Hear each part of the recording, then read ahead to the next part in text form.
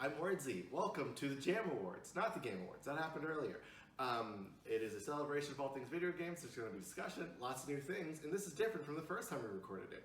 Don't have to tag into that. So sorry. I have a sign holder. He has a kolache. I hope you enjoy yourself. Wait, this isn't the end of it. We'll have lots of new things for you this year, like game discussions. In addition, we will also have Game of the Year and most Game of the Year discussion, like last time, but more organized. This year we will also have live musical guests. We actually can't afford live musical guests. We will have music. We can't afford that either. We have guests. Yes. Such fantastic guests as TT and Fiona and Zara. Why? We will also have fun and drop the sign. Thank you. And more. Awesome. This year's Jam Awards was brought to you by No Productions and my crew, Artemis Heber and Don't Cry, and Call Me Werewolves, Mothman, Werewolves. Oh God, why are you doing this to me? A lot of new concepts were brought to the introduction this year as well. Were brought to you by two new members of the crew, Wriggly Little Rat, such a specific name, and Danger Birds, our cameraman. Okay. Seriously, I hope you enjoy the show. Thank you for joining us for another year for the Jam Awards, and I hope you have a good time. No one was harmed in the filming of this intro.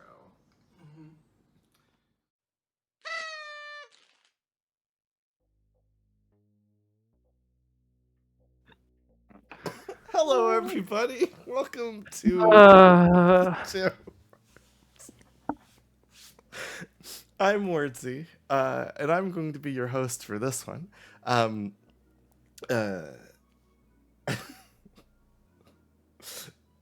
Yeah. Oh God, I forgot what to say. It's our third one. This is another kind of discussion talkback show where we go over the year games that we played and talk about the ones we like, talk about the ones that we maybe didn't like, and talk about things that were pretty cool and fun.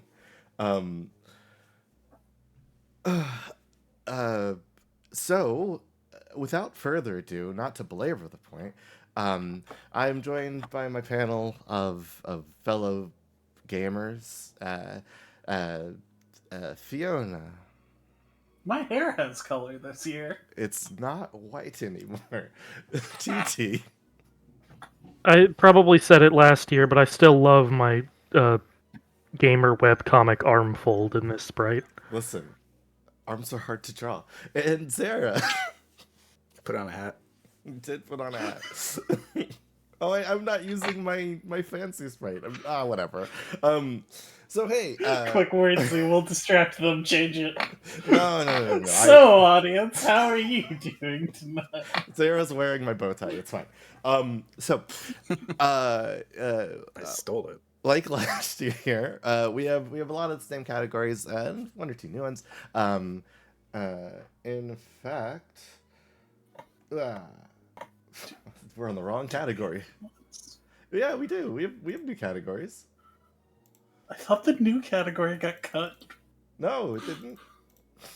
Listen, nothing is getting cut. Everything is new and fun and cool. What does BWG stand for? Best worst game. Thank you for asking, TT. So, this year we looked at what was the best worst game we played. So a game that was a special title to us, but may have been kind of not the most stellar game in the whole world. I will begin. I will not begin. TT will Oh. begin. Yeah. All right. So, hey, I really like Hellboy. I got like 3 new Hellboy things to read over the holidays. Nice. Nice. I really like Hellboy, and I do think this game is pretty solid. It's fun to fist fight dudes in this game. It just gets a little. They didn't have the variety they needed to go as long as they did, I don't think. And I think part of that is not helped by exactly how many times you need to do the same runs over and over to fully fill out all the collectibles. It's like a roguelite, right? Because I saw you play some of it. Yeah, it's like a roguelike where you go through basically a more fantastical version of some location around the world and beat up monsters in like randomly generated lores. It looked very cool from what I saw. I've never really played a Hellboy game, but I think a game that has one cool thing that it does and then repeats it ad nauseum forever. If that can't keep you in and excited, that's unfortunate. But I mean, it looked stylish. It played again. I think generally pretty good. And I know they patched a bunch of stuff after I'd already finished playing. I just think, I think it's solid for what it is. I'm happy that Hellboy's first video game, if you don't count the one based on the movie, is as good as it is. It's just, it's got some jank. Hey, and I'm here for Jinx sometimes. I hope I'm second. I'm not. Zara, you're next. Yeah. Are these in a randomizer? No, I specifically I did a lot of things to try and make this like more streamlined, and I did special file naming things to make them appear in certain orders, but I guess it started bottom up instead of top to bottom. And of course, you didn't test it beforehand. I did. I tested it. I just didn't. I didn't understand. I'm dumb. Well, Sarah, what's Outward? I know what Outward is, but I at the very least, you are involved in this one. Yeah. So yeah, I went into Outward. Outward is an old game. It's been around for quite a while, and it has a reputation for being like a really janky Euro RPG that is extremely difficult and silly. And so I went into it expecting to get like 3 or 4 streams worth of content and being like, okay, I can put this away now. And what I found was a game that was significantly better than I expected. And ultimately, like, one of my favorite RPGs I've probably ever played. That game is very fun. It's a lot of fun. Like, it's not polished by any means. So but weird. It's weird and it's interesting, and there's so many layers to it, and it is a game that if you don't know what you're doing, you're going to run into problems. So it kind of helps to do a bit of research, but once you kind of crack through that first opening section, it's like, oh, okay, I can have some fun with this. I was pleasantly surprised. It reminded me of like, what if like a team or like a group like took their own ideas for like some role playing thing, and they just like they wanted to buck trends, which they very much did, and I really enjoyed like the little systems they come up with, the weapons, the variety, and everything. It's the weird way magic and enchanting works. Like it's so specific, but it's really cool, and I'm glad whoever made that game got to make the game they wanted to make. Yeah, I'm very, very pleased with where we ended up. We never did finish all the DLC, but we beat the Lich. Yeah, we did a hard thing. We got to the end point, and I never would have been able to do it without a co-op partner. Believe me. Hey. Outward's a game I would actually recommend to people if they wanted to give it a try. But Yeah. and my best worst game, Sarah, if you have no more, No, I think I've said all I need to say about is it. Overwatch 2. Somehow it's Fiona. No, it can't be. I didn't add her to the folder. Or to I've hacked Words' computer. get out of my computer. I'm in the mainframe. Stop. So Overwatch 2. We all know we've all played Overwatch. I think all of us have had some fun playing Overwatch the game. And then probably crashed really hard. I know a lot of people. I who- crashed way harder and way faster than everyone else. That's perfectly fair. And Overwatch I'm 2. pretty sure. Go ahead. Nah, you Okay. Overwatch 2 is just Overwatch 1, and they lied about it, which is awful. Blizzard's a bad place. What do you mean? There's a single player mode now, Words. No, there isn't. No, there isn't. That's what it was advertised as. Are you telling me Activision Blizzard is a liar? I am, because they said Overwatch 2 was going to have a single player mode, and that's going to be the big thing. And then several months down the line after Overwatch 2 has been released, they said, hey, actually, we can't. It's too hard. So Yeah, I Hey, forgot about that. they said there would be PvE elements like that one Omnic mission that they'd be adding. Or the Halloween stuff. yeah, Or the Halloween stuff, it yeah. was the Halloween stuff and the Rising, like Omnic Rising, Crisis that's mission. it. Yeah. Yeah. Yeah, no, it's I still think Overwatch is a fun game. Fun fact. I did play some Overwatch 2 while I was at my last job because my boss brought it into work.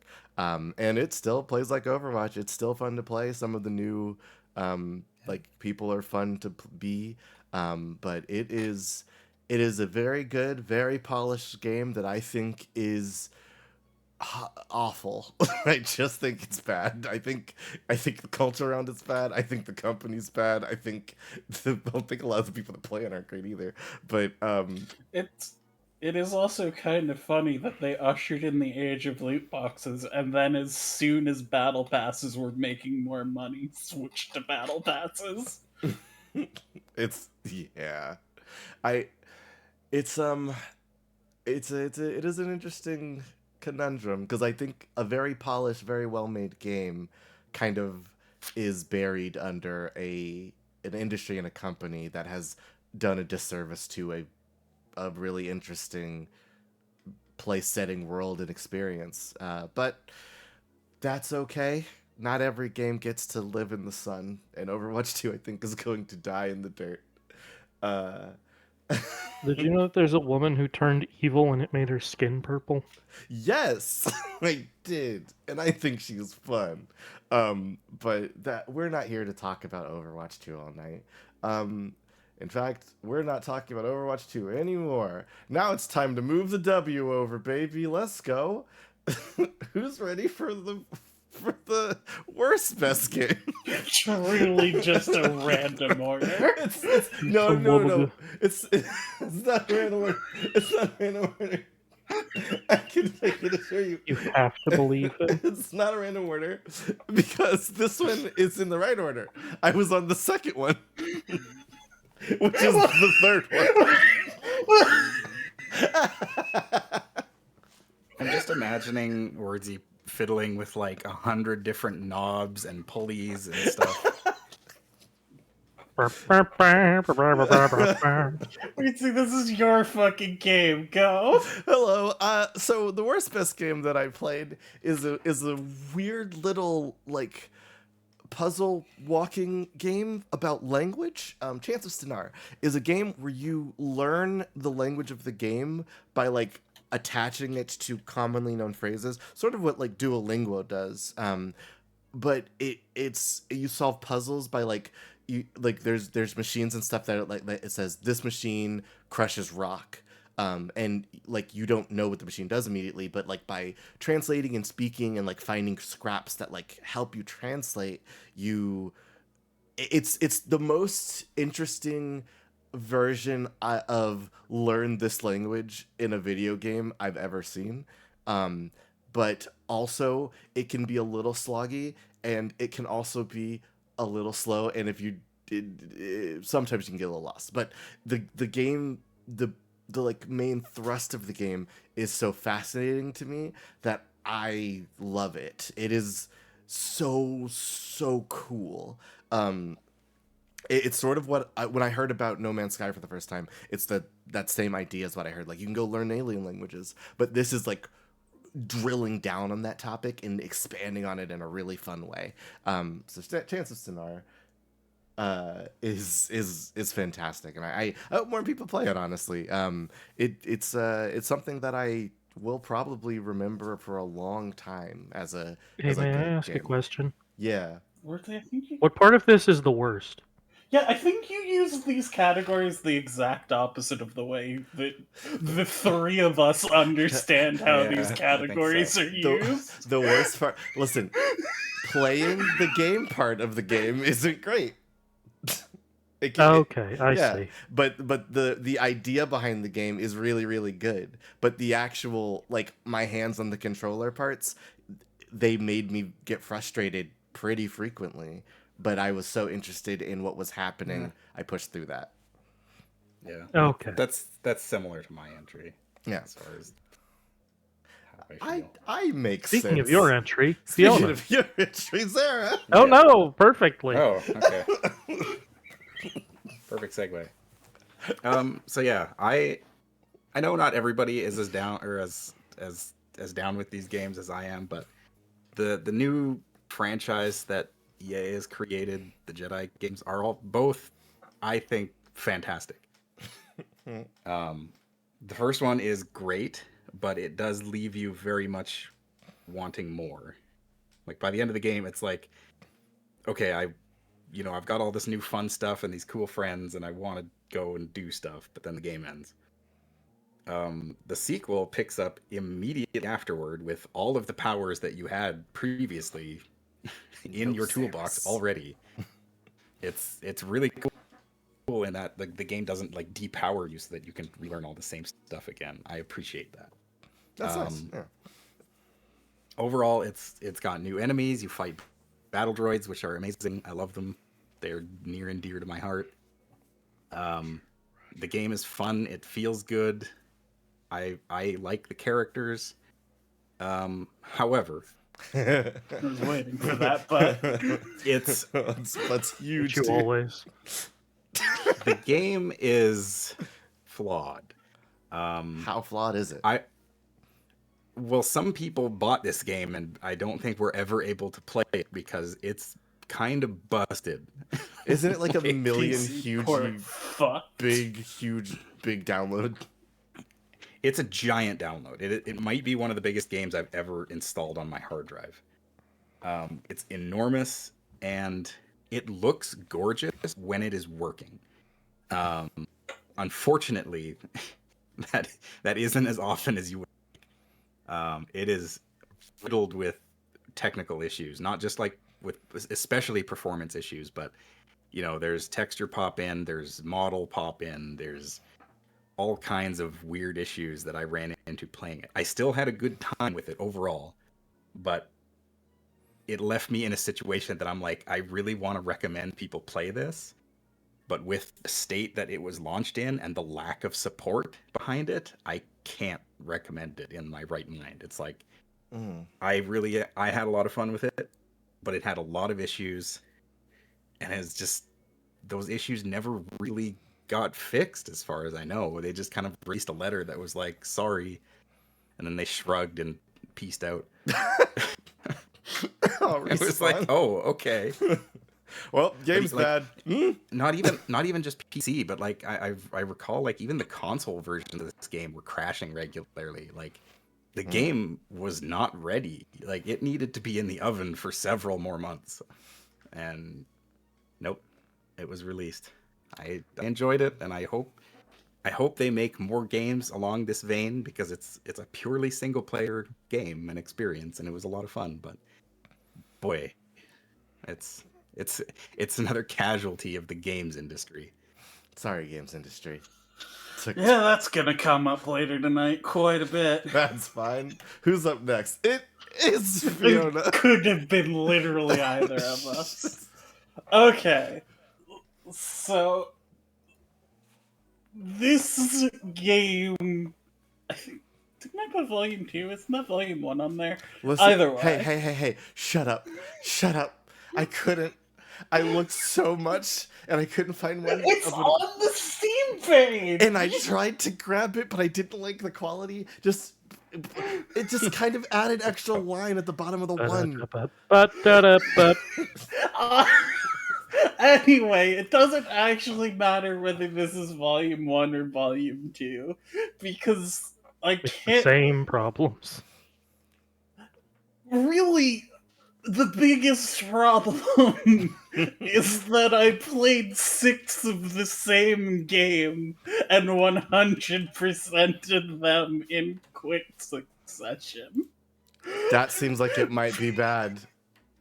So, the Mega Man Battle Network games are good games, to be clear. I enjoy their battle system, and the story is ridiculous in the best of ways. You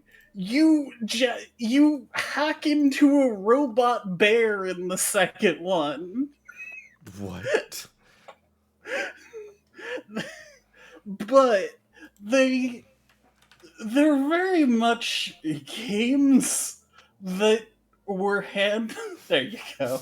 Were handheld games in fucking a decade and a half ago, and are built that way, and 100%ing them is a pain in the fucking ass. I can And only imagine. 100%ing 6 of them is even more so. That sounds like it might be a burning out experience.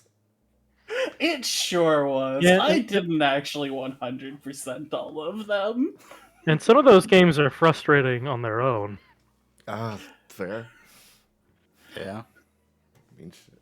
Looking at you, Boar. I never played them, but I know a lot of people who love Oh Battle yeah. Network. The first one of Volume 2 4 requires you to play the game 3 times to 100% it. Jesus. Do you have to start Would you like to over? go through a tournament arc 3 times? Would you like to go through 3 tournament arcs? 3 times? If you think about it, it And could come be fun. across increasingly fewer new opponents? It could be Also, fun, I maybe. cheated for 4 because the way the setups work is there was a chip that is only in one specific scenario, and that scenario didn't come up in any of my 3 playthroughs. I was not doing a 4th one. Reasonable, honestly. We commend your commitment and to a reasonable end. But you know, I've heard, I know a lot of people who really like the Battle Network games, and they sound really fun. I don't know if I could play them now. Maybe. I need to start the second volume at some point soon. Okay. You'll get there. I just wanted to avoid Fiona's problem. And you know I what, TT? Probably should finish 6 at some point. You should tell me about Scarlet and Violet. So, I'm pretty sure I put like the base game for this same category last year. Yeah, I think so. And so now we're talking about the DLC, which I'm like close to finishing the end of the second one. But it's pretty much the same set of problems. They really like cranking these things out on a like biannual basis to make money. And hurts the quality of the video game. Just like some neat new areas, some neat new Pokemon. I was able to turn a little worm apple into a uh what is it, candy apple worm, which then turned into a candy apple hydra, and that's pretty cool. It's not bad. Apparently, be Pokemon now.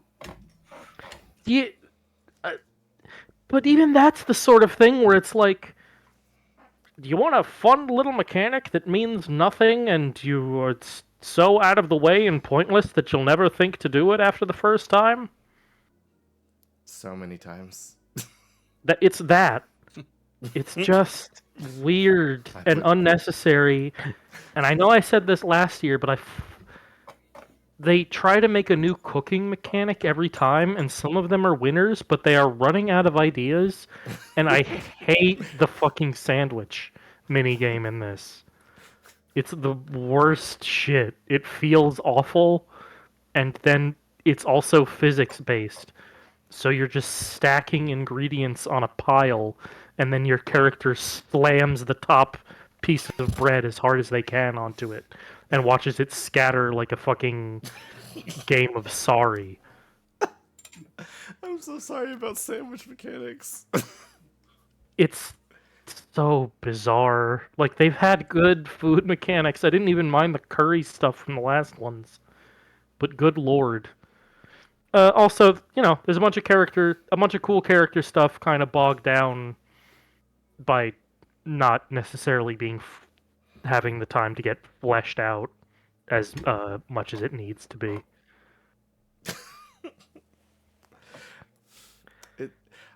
If it was an intentional joke, it would be great. If it was the thing you needed to do and losing a single slice of cheese or tomato or something completely made it a different sandwich with different like boosts instead of the single one you needed, it's not great. That is unfortunate. It should be a payoff. It should be you slam the big thing down, the big bread down, but you slam your big bread down, and the sandwich explodes into like just a bacchanal of bonuses for your Pokemon. Yeah. I mean, listen, I really like the characters. Parts of the plot are kind of stupid. And I don't know, there's just a lot that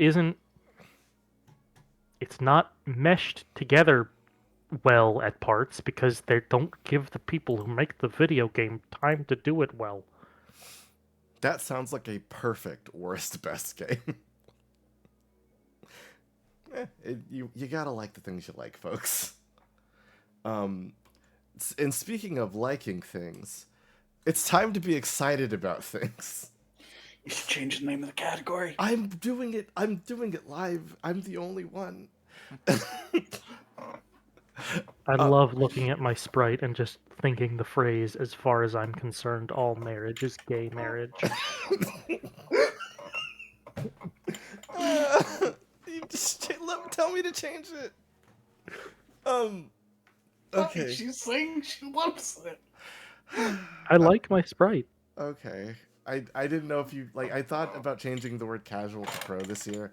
I couldn't. It's all good. Talk Okay. about Silksong. So hey, the next category we have is our upcoming award, the games we are excited about that are coming up, and I'm most excited about a lot of games, so I couldn't really pick one, so I just picked the one that was at the top of my list after rolling several dice and trying to cheat it, but I didn't get it what I wanted. So Silksong is the sequel to Hollow Knight. I'm sure we all know about it. I'm sure everybody's really hype about that game, because it's been a while since it was going to be free DLC that then just turned into a full game.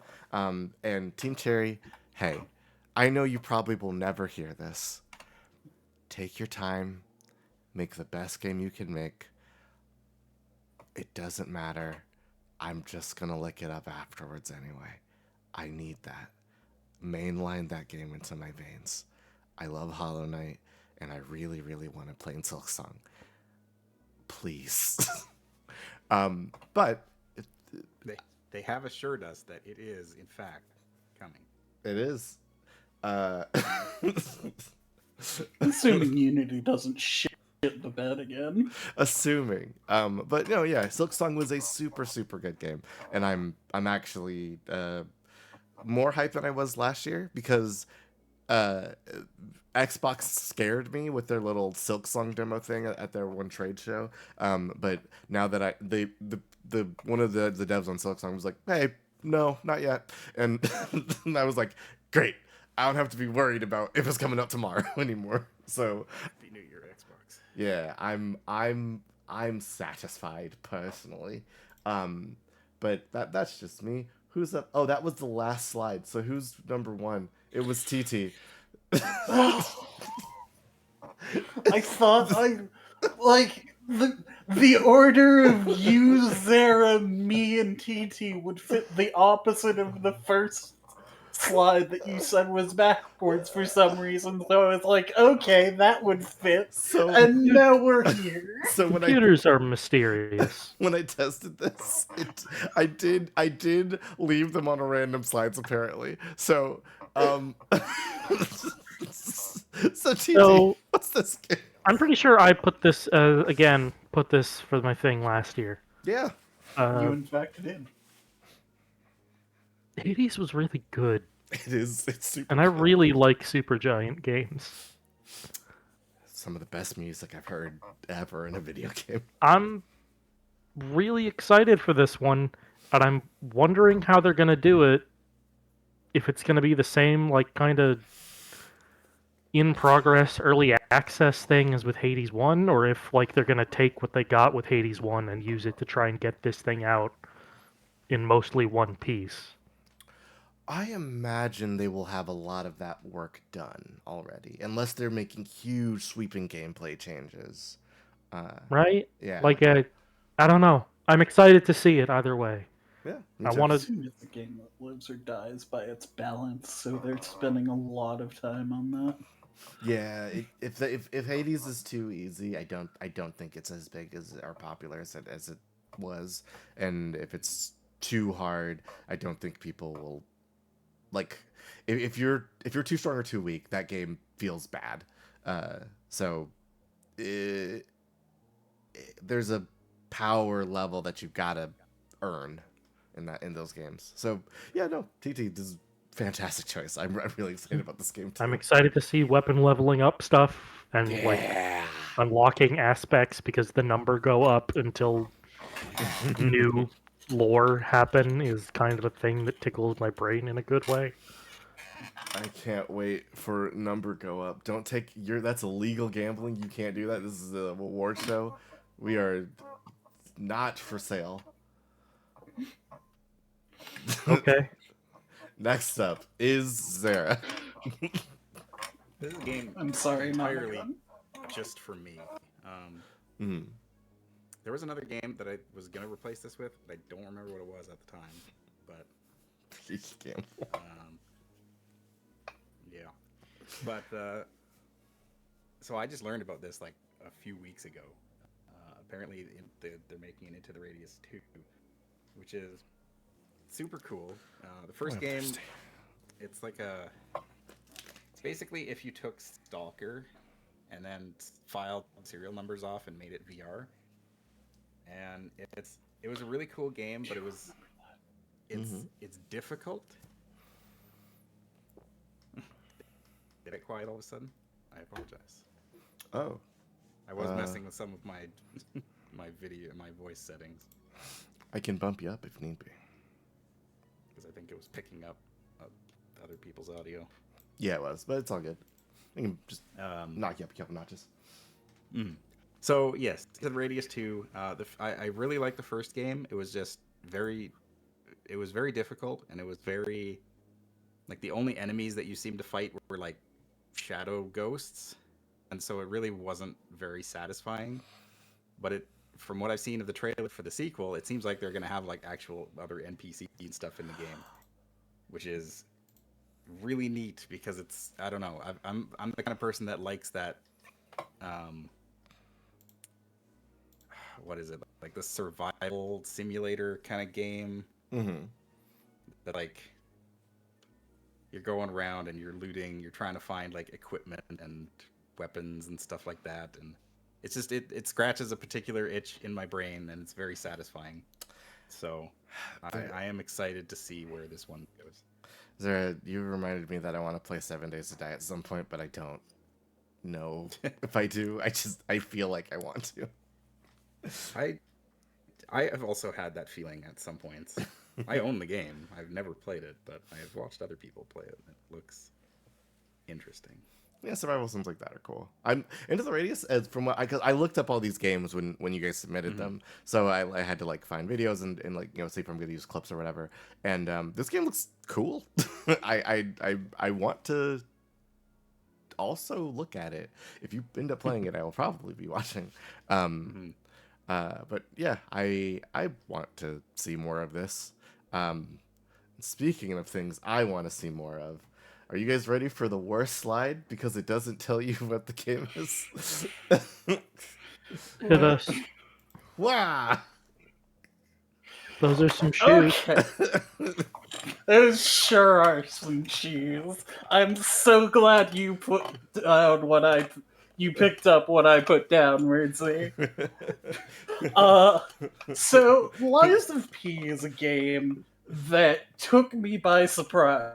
Oh my and I'll God. be talking more about it in the take me by surprise category. It But just what hit me. most took me by surprise is that it has an Avengers-style post-credit scene With the Nick Fury and everything. that shows that the next game is going to star Dorothy from Wizard of Oz. Wizards of the Oh Oz. God, I had this idea. They stole my idea. He's there. Welcome to the club. That's incredible. I got that game. I haven't started it yet, but it's incredible knowing that. It's Oh my God, Nonagon, that's the perfect name for it. Roots of D. Oh my god. That'd be so good. I am so excited for this game series. Lies of P was a very good game, and I'm just excited to see where they go from here. Because Dorothy is not a puppet, so they can't include all of the old stuff. That's a fight. She'll have a dog, and she'll ride it and kill you with it. It's I gonna mean, be many great. of her companions, 2/3 of her companions, could be said to be puppets of a kind. Mm-hmm. Sure. It is. It does. occur Maybe to me she's that a this is stand fighter. This is just the League of Extraordinary Gentlemen. It is. It is. It is the exciting gentleman. That's not incorrect. I'm also quite excited for this. I recently beat the game. I saw. And, it is a very fun game. It fills me with great shame, but it is a game that I really enjoyed. And I saw this ending sequence, and I was like, wow, cool. I can't wait to Dorothy. It's gonna be awesome. But yeah, no, I think this is also very, very interesting. I hope this, like, I have more things to say about this game that I'm gonna do in a later stream, but I hope the music continues, because the music in this game was goddamn spectacular. Sure was. Did we have any other thoughts on our upcoming games? I don't think so. No. Cool. So All right, good. time for our next category. What category is it? Who's up first? Who can tell? The categories are inconceivable. You cannot change them. I don't know that. I do. The next one should be best indie. I'm correct. I know. I listen. I did some of this correctly. Now then, Oh, I'm up first. we are on slide 1, which is the second one. Fiona. So, In the Stars and Time is an indie time loop RPG about being queer and sad in a castle. So I heard about this one. You Are you playing as Aqua? What? Don't do that to this you game. you are playing as oh no, why am I blanking on the character's name? Who are you playing? Fuck me. Sifrin is their name. Okay. Who is their party's rogue, dealing with a catastrophe that's slowly like pausing the world. Combat sort of based around rock paper scissors. Shoot. Everyone has an element, and the weaknesses go the way you would expect from that.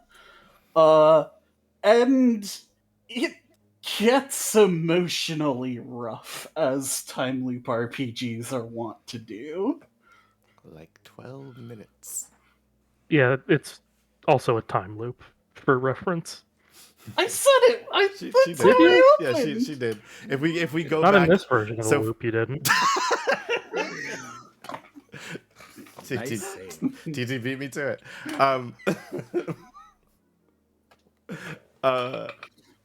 This I saw this game. I had never heard about it before Fiona mentioned it, and then I was like, well, now I have to play it. So I'm waiting to buy it, but I do really want to play this now. It seems super cool, and I love to be emotioned. It's great. It's my favorite pastime. Ooh, but we're gonna talk about this more later. Next up, Zara. I mean, I don't think this game requires any introduction. No, tell me what this is. It is one of the like most ubiquitous and most popular games being played in the world at the moment.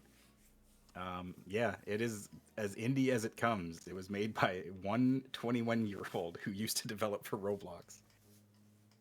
And That's insane. they are now, and like they support the game. They're really good. They're involved in the community and stuff. So it's kind of insane how popular this game became and how quickly. Like it was a span of a week, and like everyone was playing this. It reminds me of like the super hot rise of like Fall Guys and Among Us and stuff like that. Yeah, Like very just much so. Among Us is a very good description of how it went from nowhere to everywhere. yeah, So in Among Us's case, that one took a bit more time.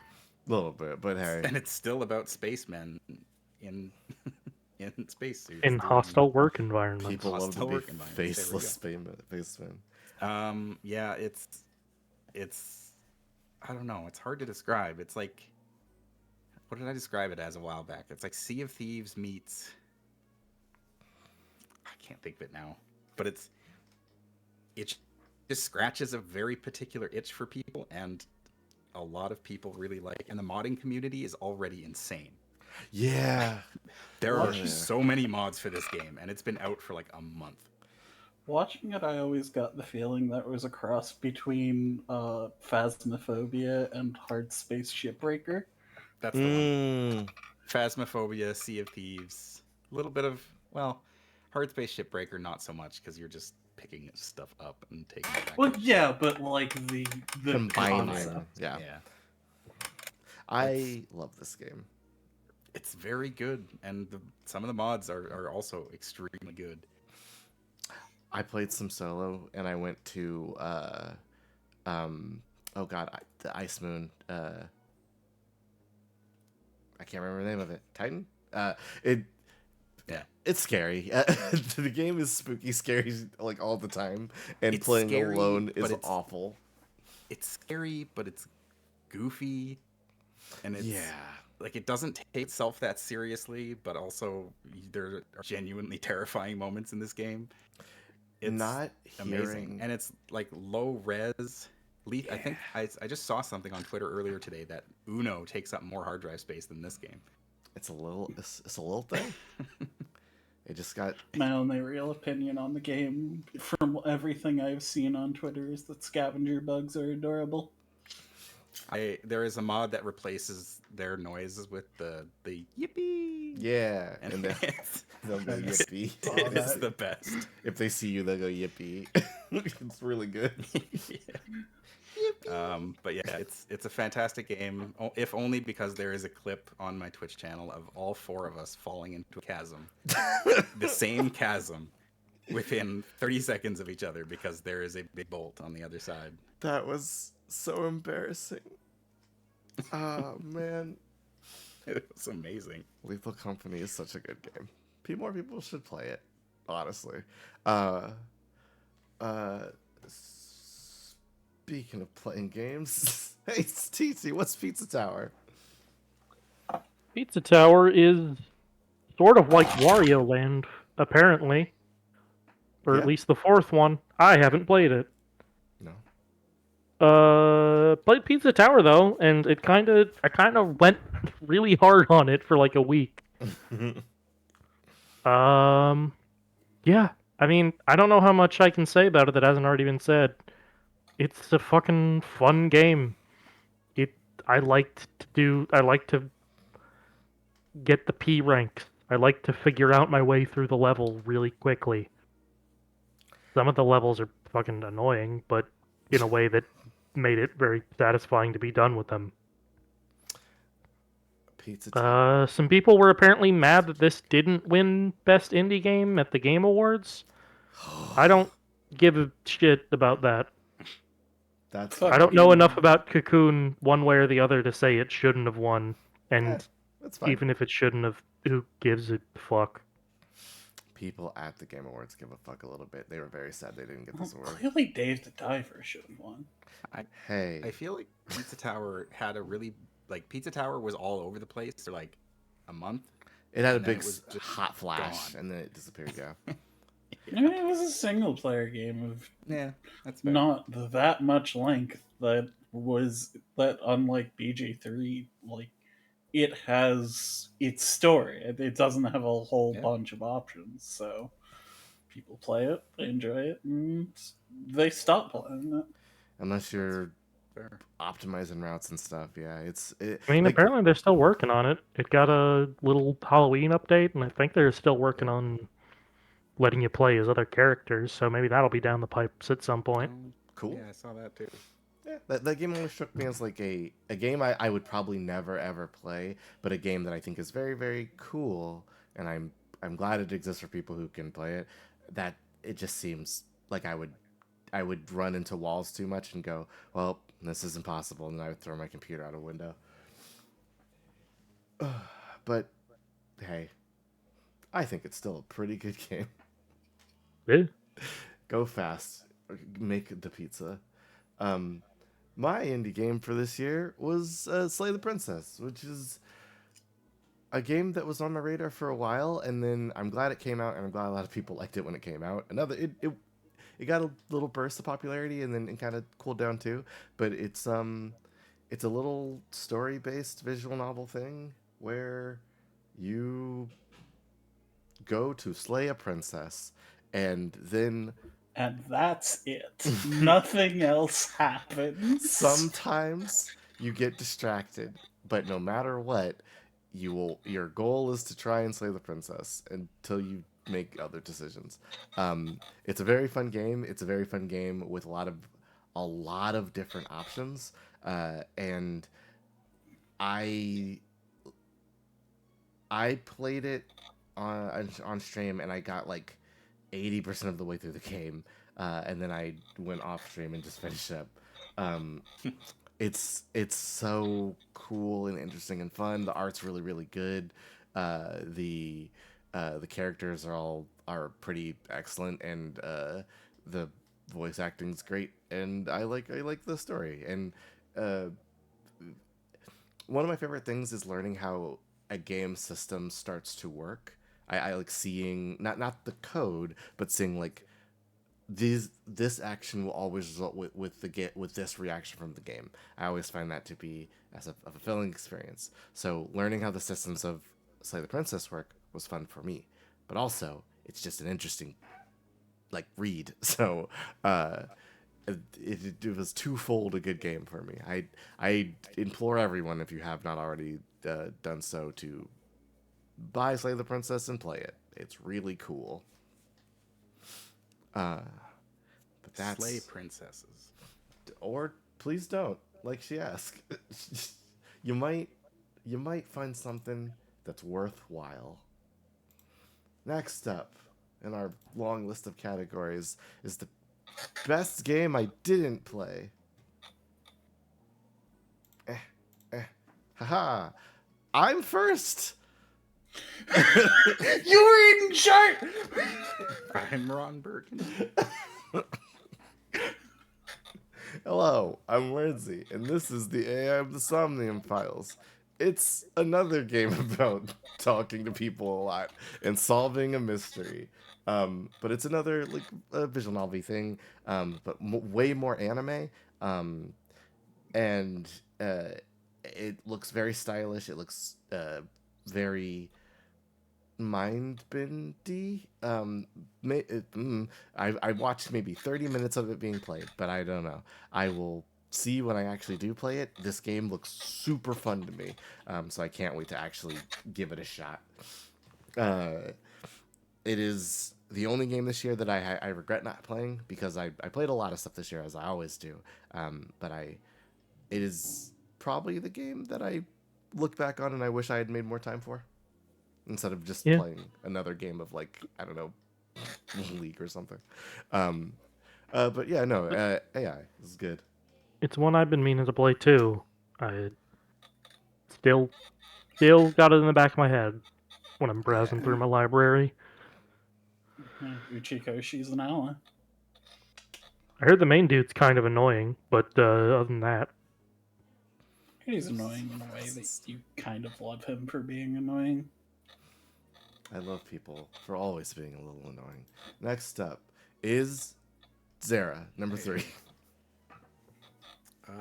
So I don't have to point these out. Armored Core 6 is presumably a good game. Presumably. I am still largely unspoiled on like most of this game, because like people don't seem to talk about this game very much. Like everybody just says it's awesome and amazing, and here's my decked out Armored Core that I made that has Peter Griffin's face drawn on it.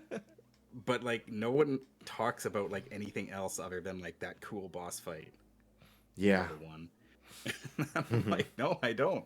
Please tell me. But I've heard nothing but good things about this, even from people who like aren't Armored Core fans, which is me, saying you'd like this game rips. So it's on my to play list. It is still like, I think it's still on sale for $80. Even the winter sale, it hasn't gone down. So it's a tad bit pricey, but I want to give it a shot. I'm probably gonna do that myself.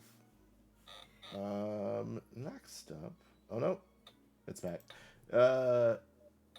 It's back. Company. Okay, Lethal Company.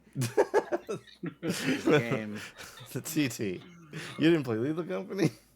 no, not yet. I've seen people play it. I haven't played it. I've seen people in this call play it. Yeah. Haven't played it myself yet, but boy, just the fucking variety and like interesting behaviors of the shit you can run into in that game. Oh man. You're Just really interesting, like enemy design and like behavior. and the way they like interlock with each other can like make some nightmare scenarios. That's really fun. Yeah. I've been learning a lot about the monsters. We haven't played since like the Christmas update went live a couple weeks ago. Like, Oh yeah, I've there's seen some wild stuff in that one. they added some masks into the game. Yeah, they did. Oh, those masks suck. Watch out for them. Don't pick them up. Yeah, no, hey, listen, I really like Lethal Company. I can't always play it, but if I get a chance, I'll run in there. I'll try and find scrap. Well, I'll sit on the computer and let other people find scrap. We'll have to schedule something. Yeah. soon. Speaking of something. So everyone else is like, I didn't play this, and I'm looking forward to playing it in the future. I'm never gonna play Tears of the Kingdom. I hated Breath of the Wild, Hey, but nice high five.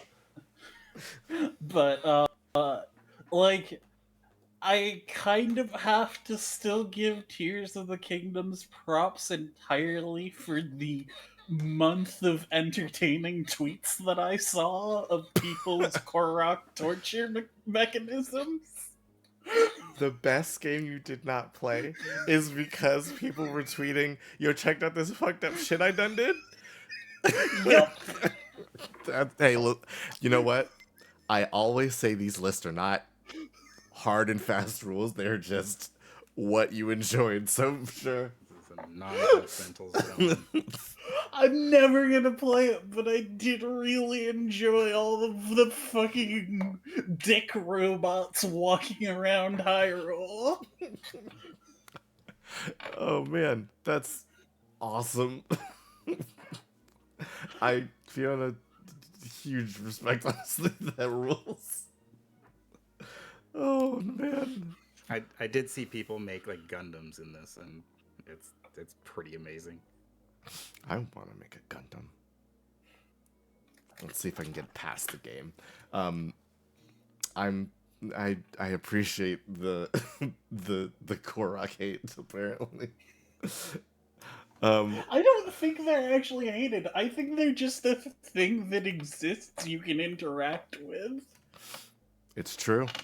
This is slide 2. Slide 1 is Baldur's Gate, which means it's number 3's there. No, so it is. Yeah. So, do you want to introduce the category? Yeah, this is the best writing and story in the game we've played this year. By our metrics. Sure. That's it. So by my metrics, I really haven't played a lot of story-heavy games this year. I racked my brain to come up with anything that I could really put in this category. I suppose I could have put Jedi Survivor in there, but honestly, the story wasn't that great, and that there was a twist toward the end that I feel like wasn't earned at all. But that's neither here nor there. So yeah, it kind of by default just kind of became Baldur's Gate 3. Not even because like the actual game story is that gripping. Honestly, I don't think the story is super interesting overall. It's got some neat parts to it, but it's the fact that I mean, like the character writing is Pretty good. unbelievably strong in this Yeah. game. Like, Character rating. These- by far. these characters have gone down as like part of the cultural zeitgeist of 2023, and that is saying a lot about the writing and the voice acting. The voice actors get a lot of props, but yeah, it's just like they've really honed in on these characters and wrote some relatable but also very silly people, and it's and heartwarming, and you know, well, the characters have a lot of depth, and I appreciate that, even though in the game that we're playing we're not interacting with any of them. I'm interacting with one of them a lot. No, we're interacting with one of us is interacting with one of them in a very Shadowheart came to us, got pissy, and was like, "You missed my character development." Yeah, she really did. I didn't know she would do that. I didn't know she can get mad at you and leave if you don't do her story. She just missed out. That's so cool. That was She has other places to go and be baby girl. fine. This was almost my pick for best writing and story as well, but I felt the need to change it Though it I mean, might be up there for me. again, like there might be something else that I've played that has good writing, but I honestly could not think of a single game. Like I played a bunch of Monster Hunter Rise, but the story in Monster Hunter Rise is barely there. Yeah, it exists. It's a Monster Hunter game. That's for Yeah, true. that's about how I describe most of the stories of Monster Hunter games. It do be real. Um. I played a lot of just like other indie games that really, or games that just didn't have a whole lot of story. So That's fair. Next up is me. So, Final Fantasy VII Remake came out a little while ago, and then also they're like, "Hey, it's gonna be multiple parts." Sorry, everybody, not so sorry. Uh, how do I put this? I think that Final Fantasy VII Remake is like one of the coolest versions of retelling a story with new stuff I've seen in a while. But that's just because I'm a simple fellow, and they have retcon Ghost in the game, and I find that to be incredible. I'm honestly really looking forward to you know I'm really looking forward to whatever is coming up after Intergrade, but Intergrade was very fun. Let me just fix something. All right. yeah, I am. I will say, like when I first heard about, I haven't played the game this one myself. I played the original, and when I first heard like what they were doing with story in this remake, I was like, "Oh, I'm not on board with this." But I think I've kind of come around a bit on it and thinking like, yeah, like they can go anywhere.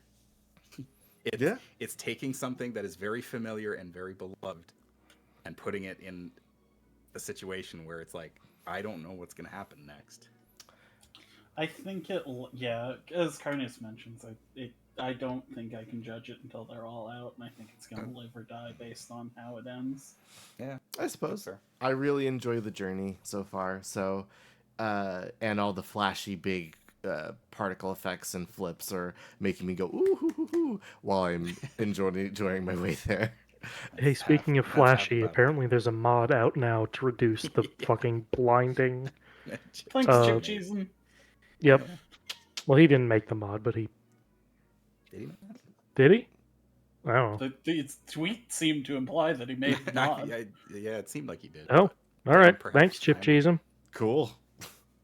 Yeah, the action combat makes me think of more Kingdom Hearts, which I love. So next up is TT, the Case of the Golden Idol. Game's cool.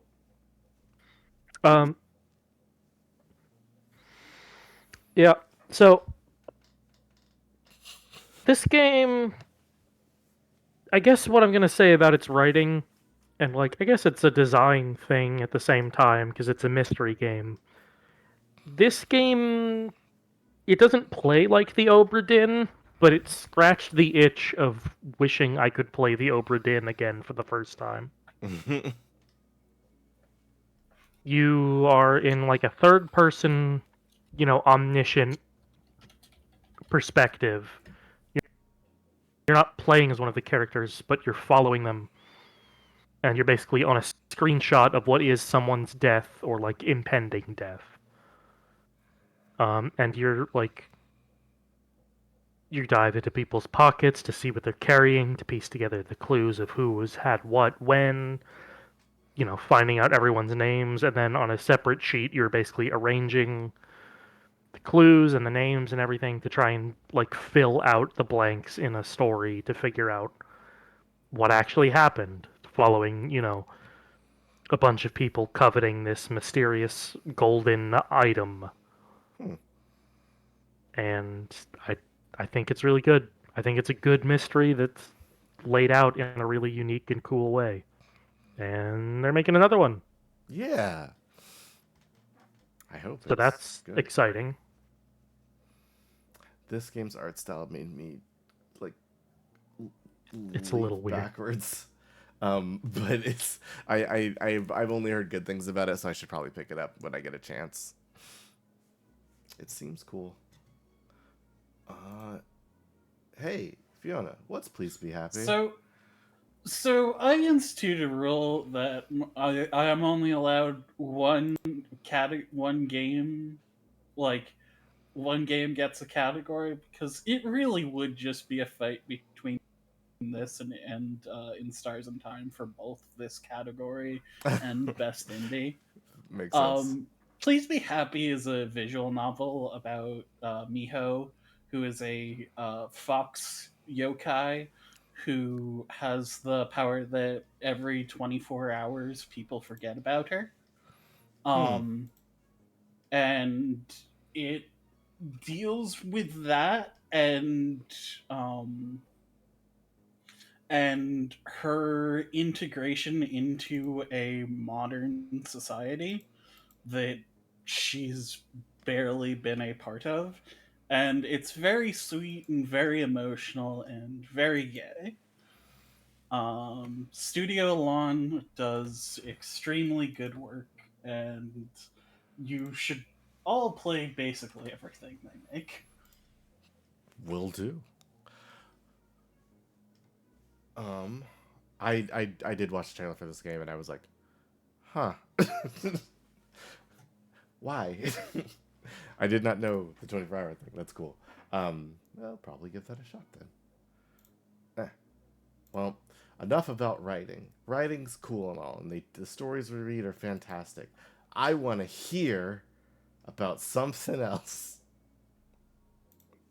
In fact, I want to hear about sound and audio.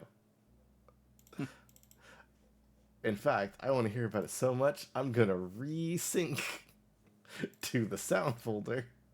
There it is. Okay. So first up is either me or TT, but I feel like we can both talk about this. So I think we have different perspectives on it, even. probably. Did you play the game with like the bass audio or with like the alter? Nah, man, 9 Inch Nails. Awesome. So, Hi-Fi Rush is a really, really good game from like some of the people that made Cavastopolanos. Oh God, the government shot himself in the head. The Evil Within. Evil Within. It's a rhythm character action game where you drop your MP3 player into your chest at the beginning of the game, and you feel the beat of the world around you, and everything is moving to the beat. The enemies are, the world is, your character is tapping, keeping the beat. Everything is moving to the rhythm of the music that's playing, which is already cool and impressive. To then add on top of that a pretty fun and not crazy deep, but like there's options character action game where you can do fun, cool combos and stuff, is great. But the music rules. And I stream this game alone and then with King Fats. And they have a streamer mode. And normally streamer mode in games means here's some bullshit. Here's some trash music for you.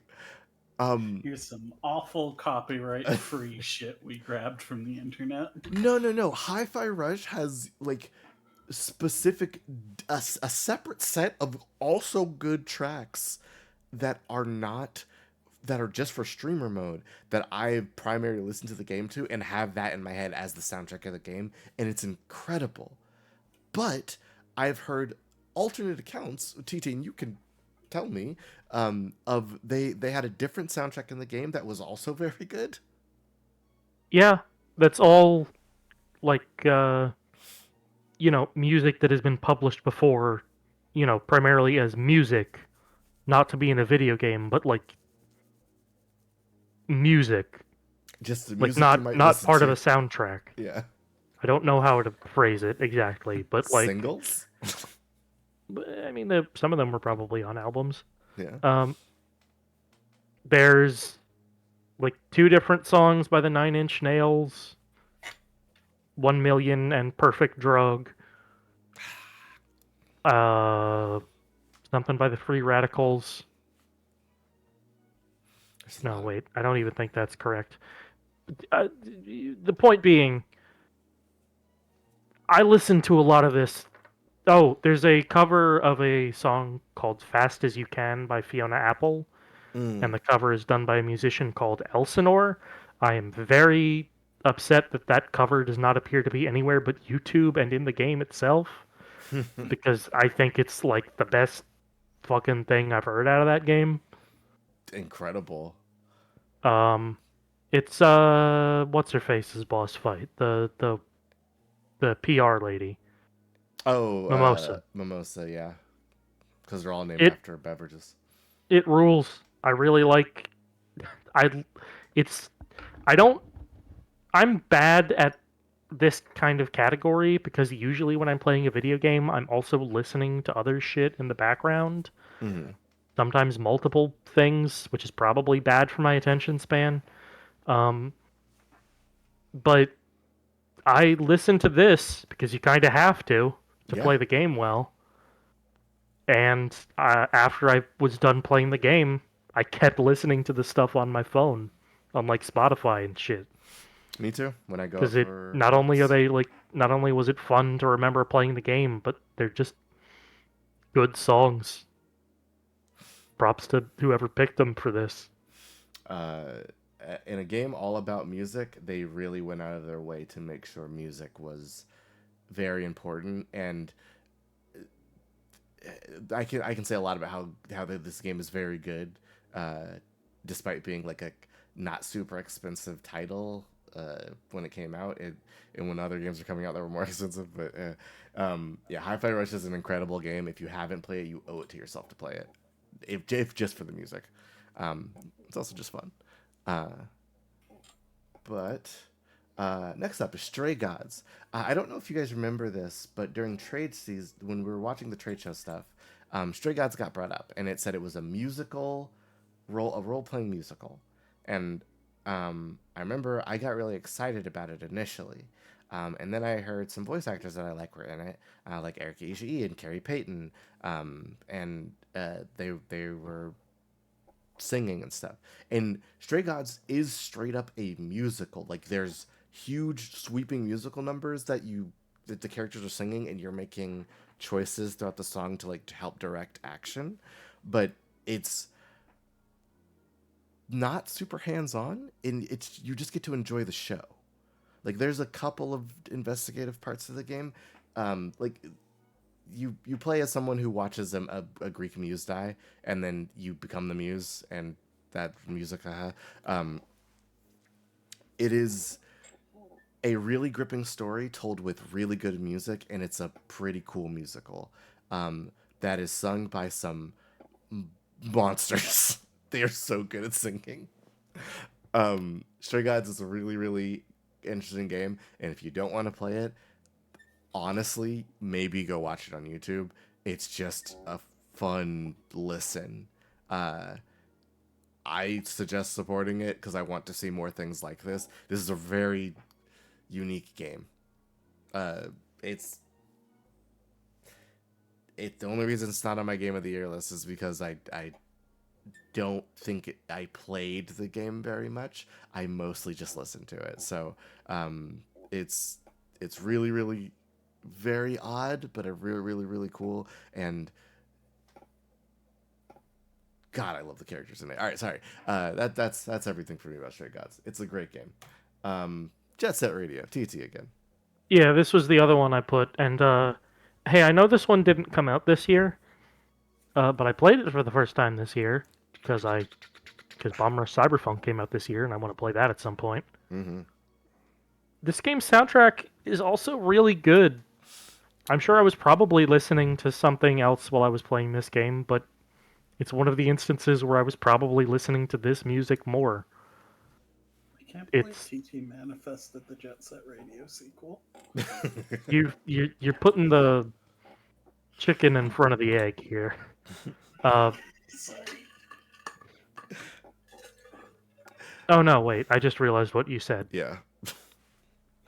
Hey, TT, can I tell you? Jet Set Radio is a massive part of why I am the way I am. That is utterly unsurprising. Yeah, right? Yeah. I mean, there's also let me tell you a thing. Okay.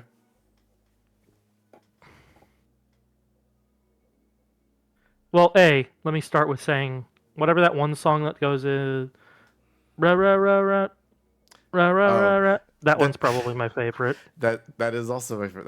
That plays on Kagane Hill, and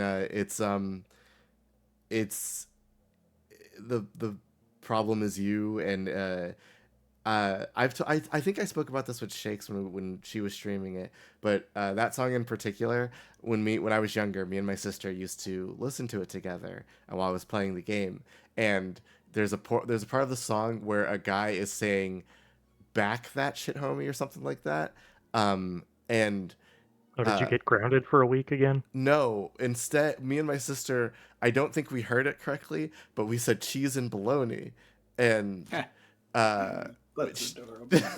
we, I was also saying it to Karn, but it was I was a young video gamer of an age, and my sister was a year younger than me, and we were just screaming, back that, cheese and bologna, and we were just screaming that through our house, and I don't know, it's It's a formative memory. everything about this game's music is so fucking sick. Yeah.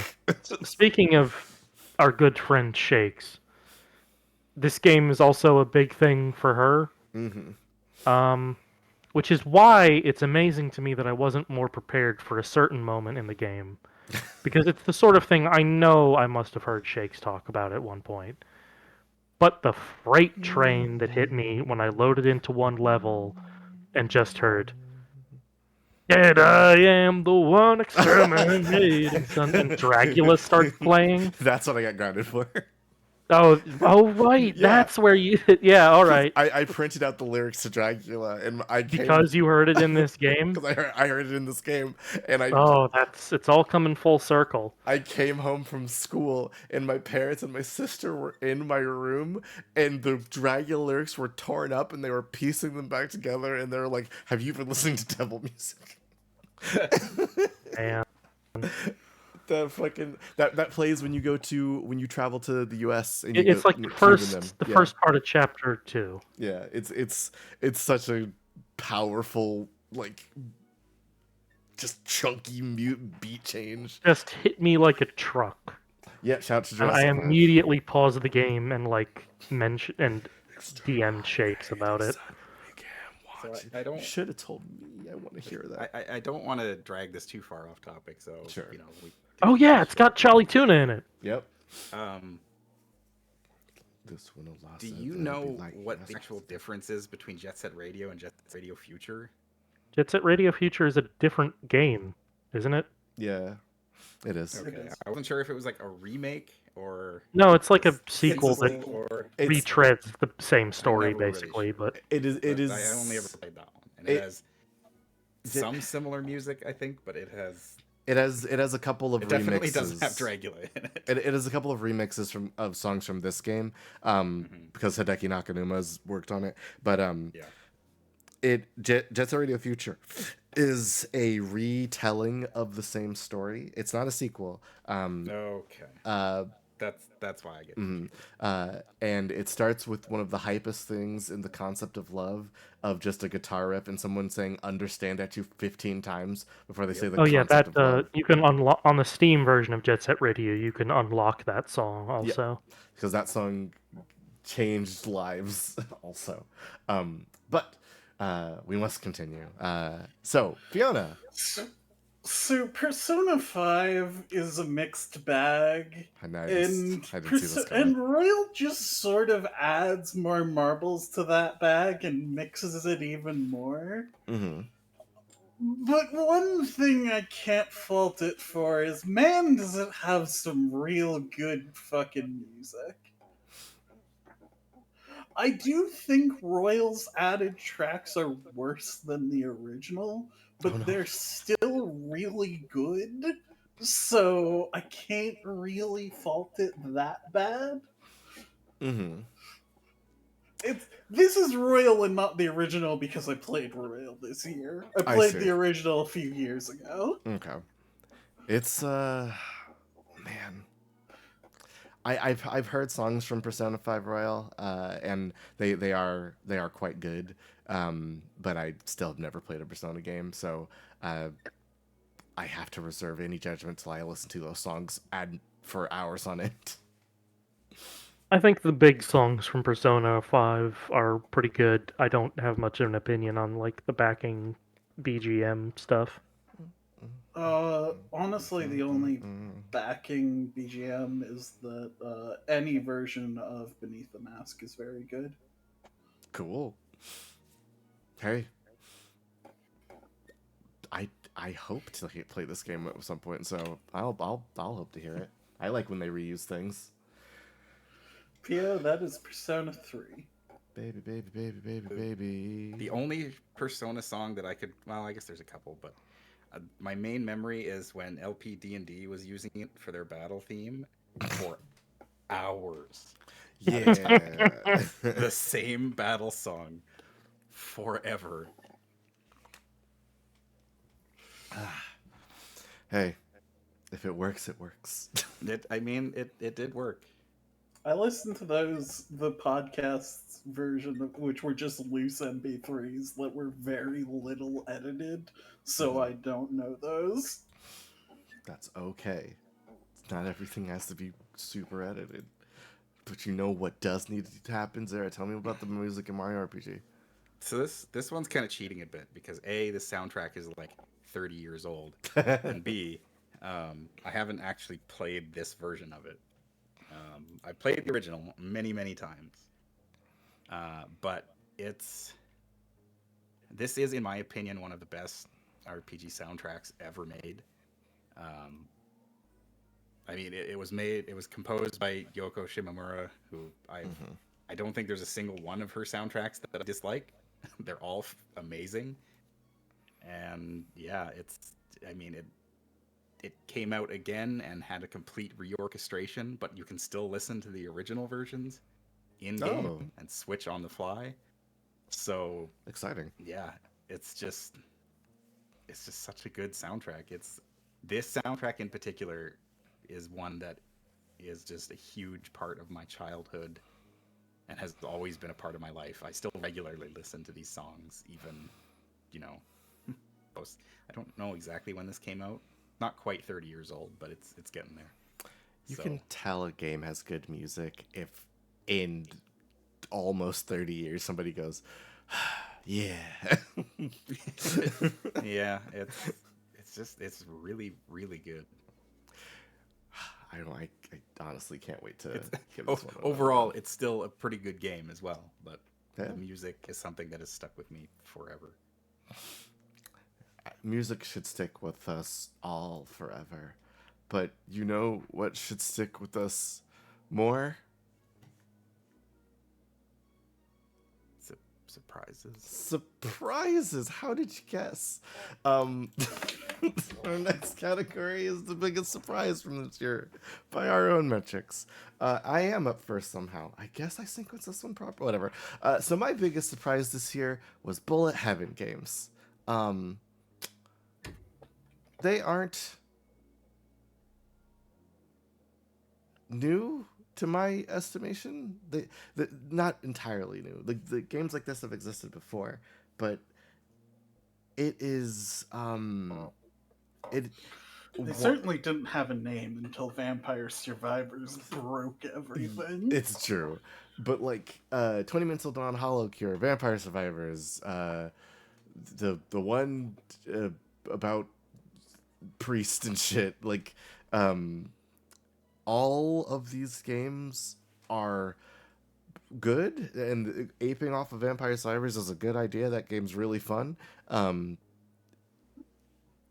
I did not expect to see so many of them, and I did not expect to see so many of them get so much push like throughout the year. all of these games are kind of like. I play mostly Vampire Survivors. I've tried 20 Minutes Till Dawn. I've tried Hollow Cure. But I think Halls of Torment. That's what it's called. But I think these games. I don't know if there's going to be more things like them in the coming years. I don't know if this is like a this year only thing. But Vampire Survivors still gets like huge, massive Also updates. there last year. True. But it gets huge, massive updates. It's the guy, person making it is like throwing just, hey, we got a quick update to we fix some bugs, and it's like, hey, we've added story mode and a bunch of other features. Like, it's And one Among Us. and Among Us, yeah, it's one of the most supported games I've ever seen, all for free, for a game I paid I think $1 for or something, and it's hours of fun. It's mindless. I just I love this game. Yeah, my biggest surprise is these games, and also how much I like them, because I usually like to have a goal. I don't really have goals in these games. I'm just running around going, yeah, look at all the bullets, idiots. You can't stop me. This was actually slide number 2. Slide number 1 was Dwarf Fortress. Hi, Sarah. So Dwarf Fortress is out. Yeah. Like it's released, not early access, not beta. It's like 1.0. It's out. It's been released. It comes with a full graphics set. As somebody who has been on the train, the Dwarf Fortress train, for more than 10 years, that is insane. That is mind-boggling. This is a game. This was Manchurian Candidate activation phrase. this is a game that like everybody is like, haha, Duke Nukem Forever as like the development hell game. No, that was Dwarf Fortress. That was a game that you wouldn't say it's 1.0. It is fully released on Steam. Like, it's not early access. I'd say that counts as a 1.0 release. Mm-hmm. By definition, it kind of has to. But I mean, yeah, it is a game that has constantly been in development for more than a decade at this point, and it's like it's just crazy. Like, there's a single person who played this game back in the day who would say, "Oh yeah, it's gonna get a full release." This is that weird indie game that people tell you about, and you're like, "That sounds weird," until they actually realize how amazing it is. In adventure mode in April. Yes, it is getting adventure mode. Yeah, it's getting new updates still. Obviously, it's still being worked on, but I know I remember seeing a bunch of people message me like about it because they thought I played it, but I don't. it is not a game for everyone, but Sure for those of us not.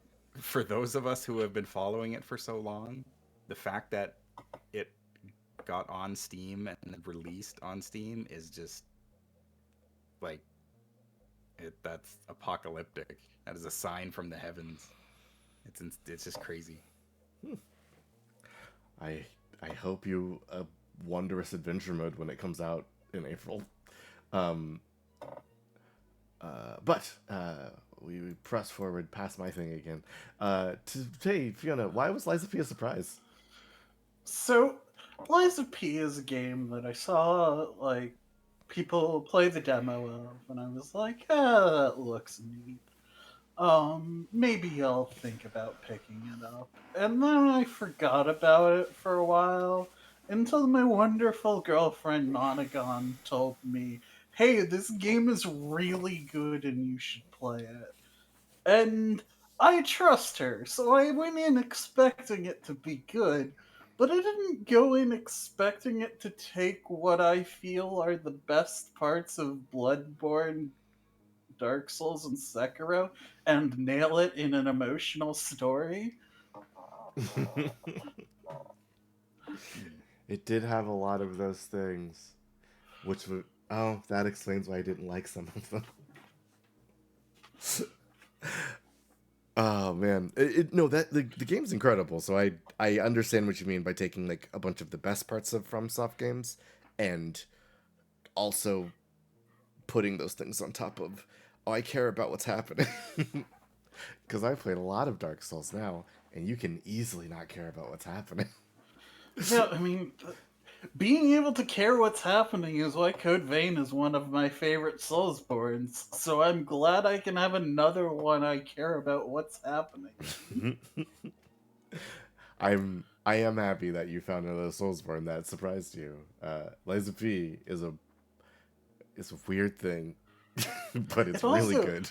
In surprises, it also just makes some bizarre and baffling design decisions at like every step that I do not understand, but kind of appreciate it because it gives it a sort of janky edge that's always pleasant.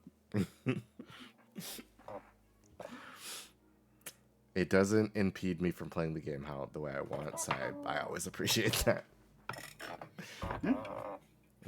Which is quite nice. Next up, TT. Your biggest surprise is listed as my own ability to care less about achievement hunting. Parentheses work in progress. Yeah, so my brain latches on to number go up a little too hard sometimes, and to the dopamine rush of watching an achievement pop up. Love it. There were like a few moments, like in the last couple months, where I like was able to make a more clean break from a game that I wanted achievements in but wasn't having fun with than like I thought I could. And so I'm pretty happy with that. Nice. That's what surprised me. What was I gonna say? Yeah, Batman Arkham series. Pretty fun story mode. Generally, the first two. Boy, I was playing Arkham City, and I realized at a certain point that I just wasn't enjoying the Riddler. like randomizer Riddler run challenge bullshit. And then realizing that if I wanted more achievements, I would have to not only do all of that, but do it 3 more times afterwards with characters who play worse than Batman does. And I realized, Challenge stuff in the Arkham games I've never really got into. yeah, you're better off. It's not great. It kind of sucks. Like, I did the first one, and that was fine. That was easier than I thought it was going to be. But Did Arkham I Asylum... play those games, or did you cause me to play those games? Great question. I don't remember. I know I jumped on them because I wanted to play Spider-Man, but don't have a PS5. Okay, it may have just been entirely random that we just both replayed those series. I also didn't get to Night. I jumped started on... Night. It wasn't.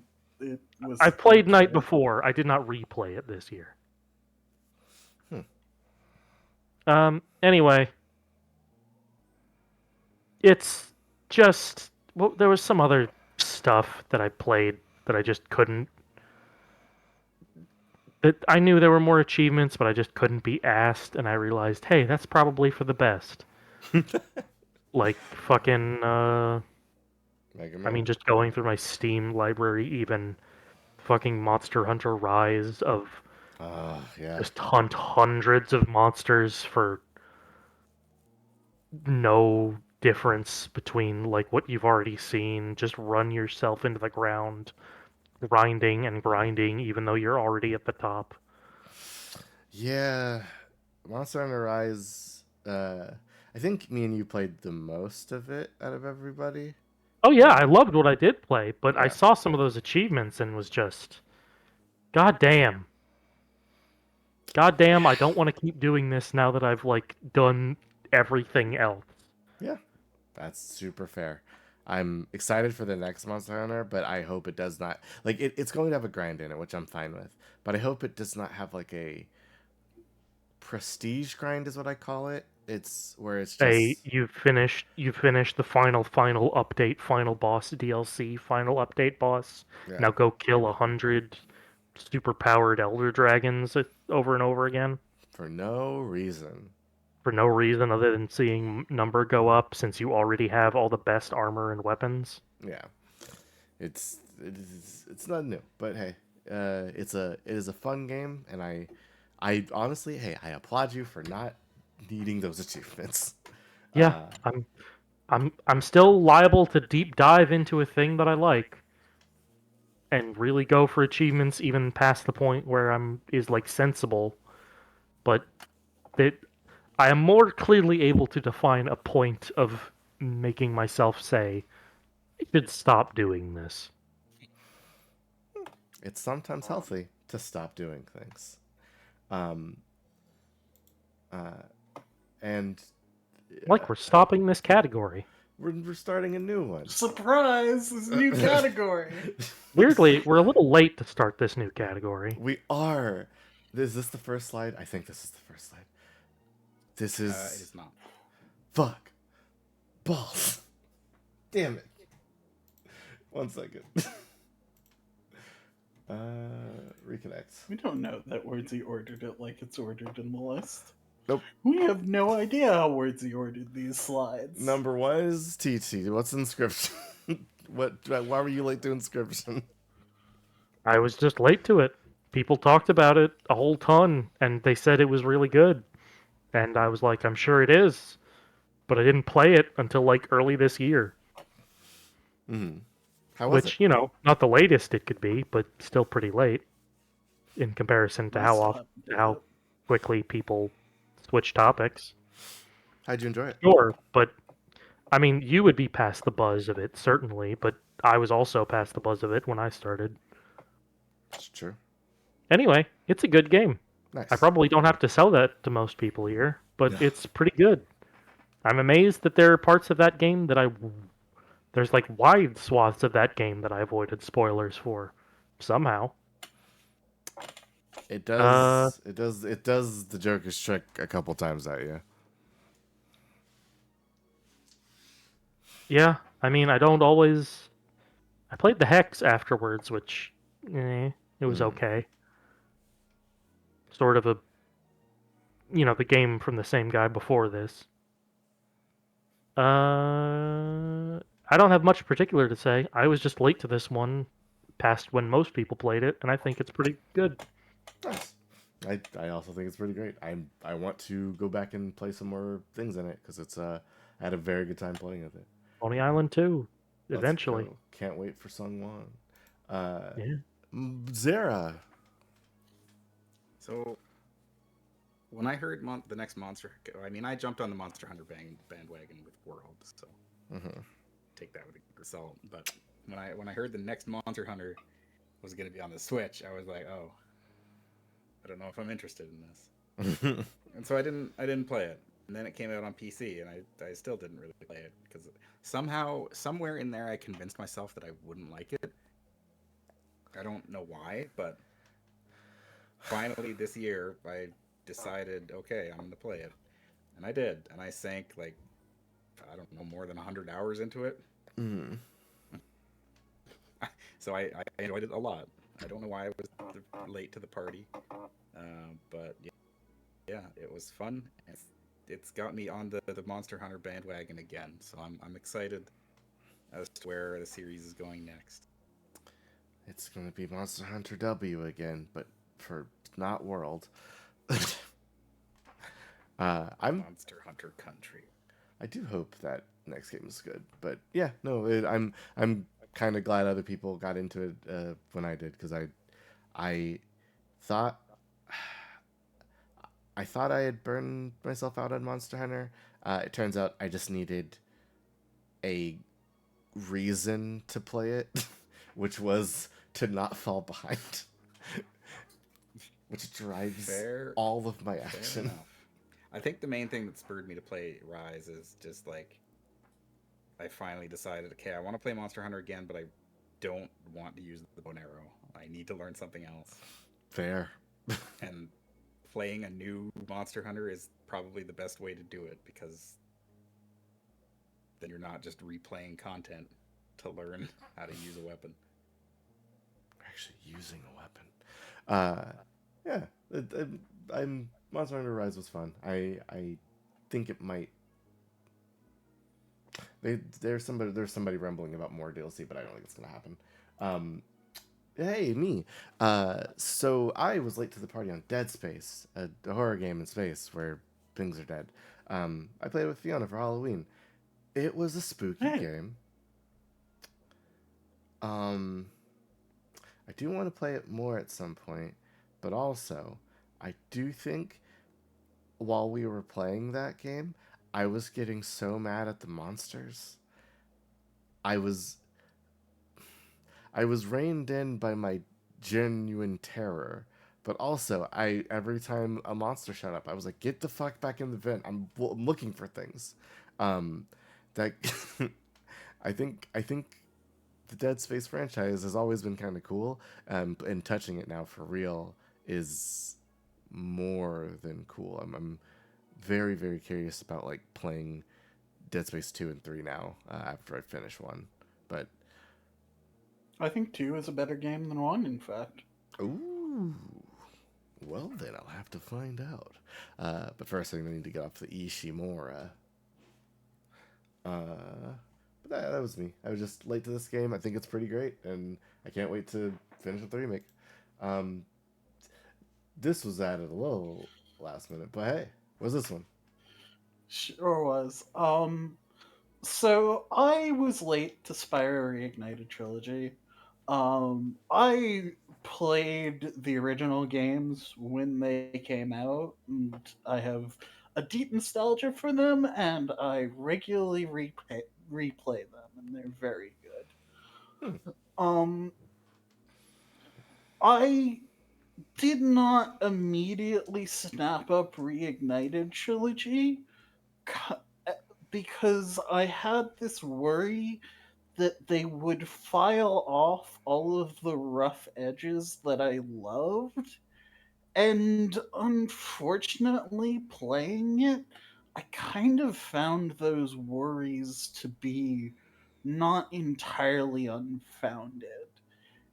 It's probably a better game, but it loses a lot of what I loved and makes some bizarre choices that, like, the added level of details into levels is a good idea on the surface, but in a collectathon, it also makes it a lot harder to find the collectibles. What do I need to And collect? I found so much more trouble with that in this game than in the original ones.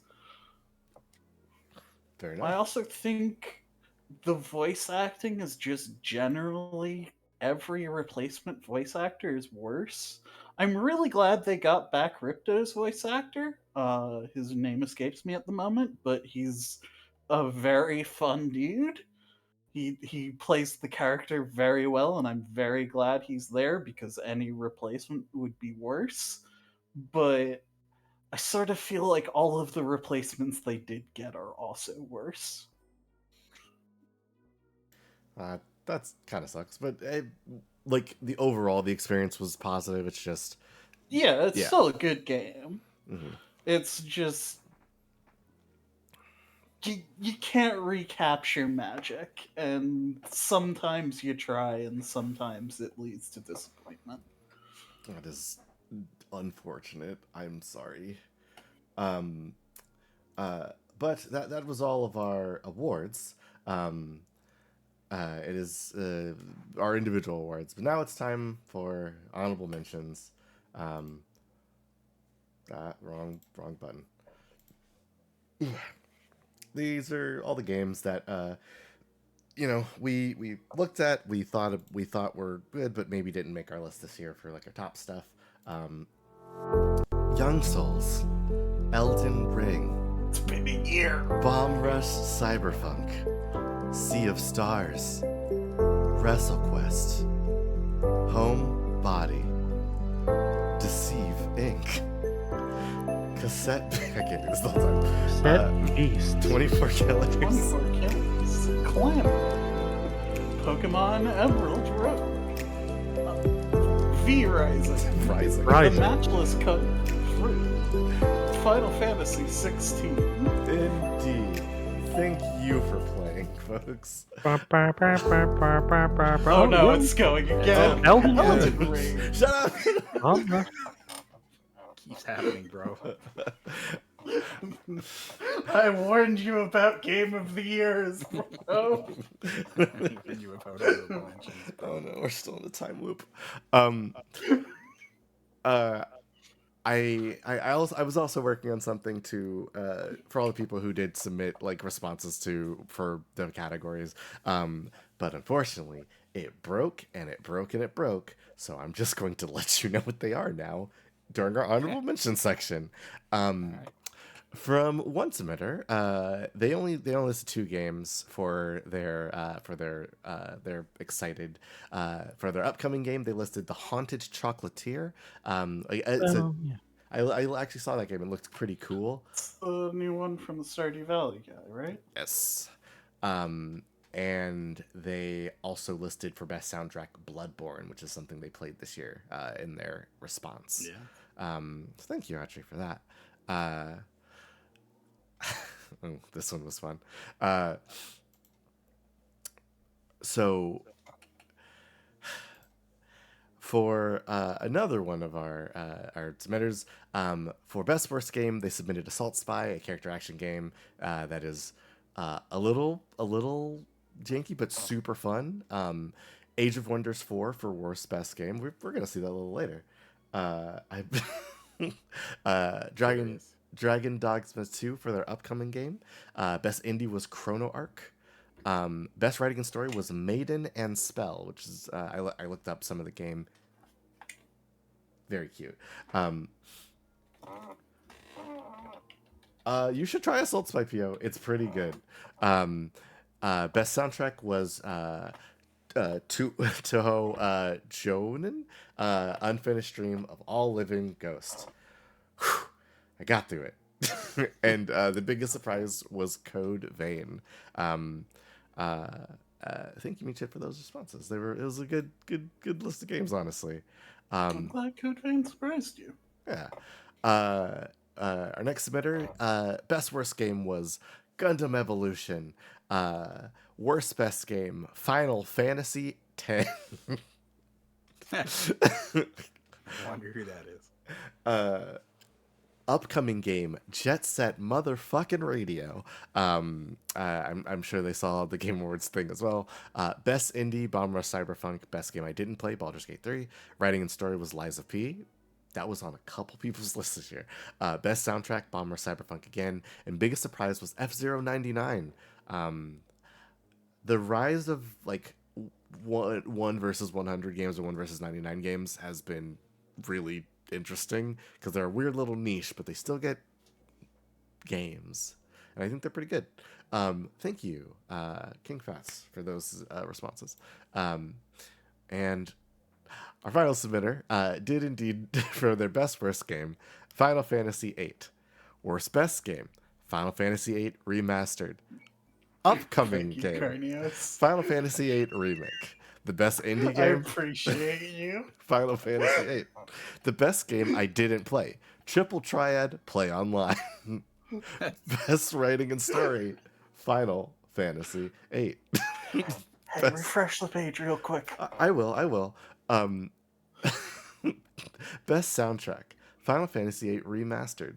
And biggest surprise, Final Fantasy VIII. Now, I'm never going to begrudge anybody their list. I never will. You'll never see me do it. But I have a feeling that if so many of your games were Final Fantasy VIII, it maybe wasn't a big surprise. But sure. Oh, man. Okay. And from our actual final submitter for best worst game, we had a game called Duskers about piloting drones through broken ships, unraveling mysteries. That sounds actually pretty good. Clinically Cold. Yeah, Duskers for best worst game. We got descriptions for these too. We don't have time to read them all out. but I will probably be reading these afterward. Best worst game, Never Alone, Kishima in Gitshuna. I saw this game a lot on Steam. I don't actually know what it's about, so I'm gonna read this later. It seems to be about like somebody like an Inuit in like the north colder areas. Upcoming game, Nirvana. Supposed to be released in 2017, so makes sense it's not out yet. And lastly, for biggest surprise, Lies of P. I feel like Lies of P might have been a lot of people's big game for this year. Which I think is it's a pretty fucking good game. Wait, You should. Next up, a category that I've been kind of excited to see is everybody's top fives. So everybody, if you'll join me over by the big screen TV instead of this shitty normal giant TV, we're gonna see what everybody's top fives are. So a couple things for the top fives. One, wait, before we leave the awards, I did Oh, one. bye. No, we're fine.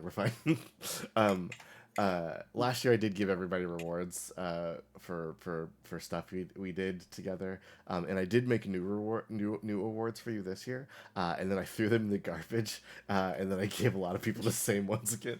So yeah. So Zara, congratulations on winning co-op captain for the second year running.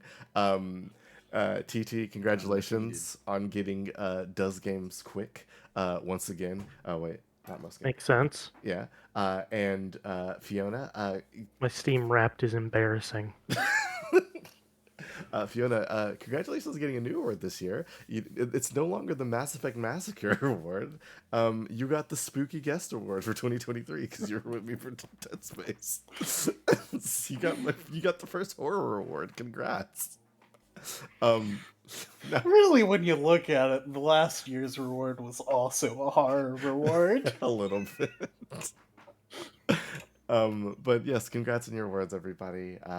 Another year, I streamed less, but we've still done stuff together. One of the awards I wanted to do was the Baldur's Gate award, but I tried to make a dumb like Tesseract D20 thing and it didn't work. So whatever. Now for the Game of the Year awards. So we're by the big screen TV now. So this is where we'll see everybody's top fives. You might notice the shelf where I put all the awards from last year, and now we have the awards from this year too. Ignore that bottom shelf. We haven't given that one yet. Listen, don't think about it. Magic Gathering Online the year. So we all listed top 5 games we had this year, and boy, I'm thirsty. Oh, this is just pesto. What? that'll help. Dude, What? I'm so good. There's water. Motherfucker! No, I'm He's got not water. letting you He's move got on. water. There's water. There you go, water. Pesto is good, but Okay. not straight, not, usually. not a refreshing drink. Not pesto is not my beverage of choice. You sure? Drinking not yet. straight pesto. Could be drinking straight pesto. Okay. Okay. So I'm gonna do these bottom up. So TT, you're gonna be up first with your top 5. You don't have to go into detail about them, but just let us know why these games are your top 5. Yippee! Yeehaw! Oh no, the video package broke. Yippee! Hello, audience. How's it going tonight? God damn it! I just fixed these. TT. Select. Remove. Okay. There it is. Okay. The Case of the Golden Idol. I talked about that one already. Yes. It's fucking cool. Oh, you don't feel like beholden to the video package. This is just going to scroll while you talk about the thing. So Oh, these are just the Steam page trailers. yeah, it's some of them. Some of them I sourced from other places. It's what we did last year. Yeah. That's right. That's Yeah. right. And I don't want to rush you. So if you want to just go down your list and tell me. Yeah. So, well, we'll get this one out of the way. Curse of the Golden Idol. Pretty good. Liked it. Mhm. Pikmin 4. Pikmin's cool. I really like the Pikmin series. Pikmin 4, you know, parts of it were a little. It's a different sort of game in a lot of ways. Mhm. I like what they did with it for the most part. It was fun. It was what I wanted out of a Pikmin game. It's sort of, if 3 was sort of an improved version of 1, you can call 4 an improved version of 2 in a lot of ways. Potionomics.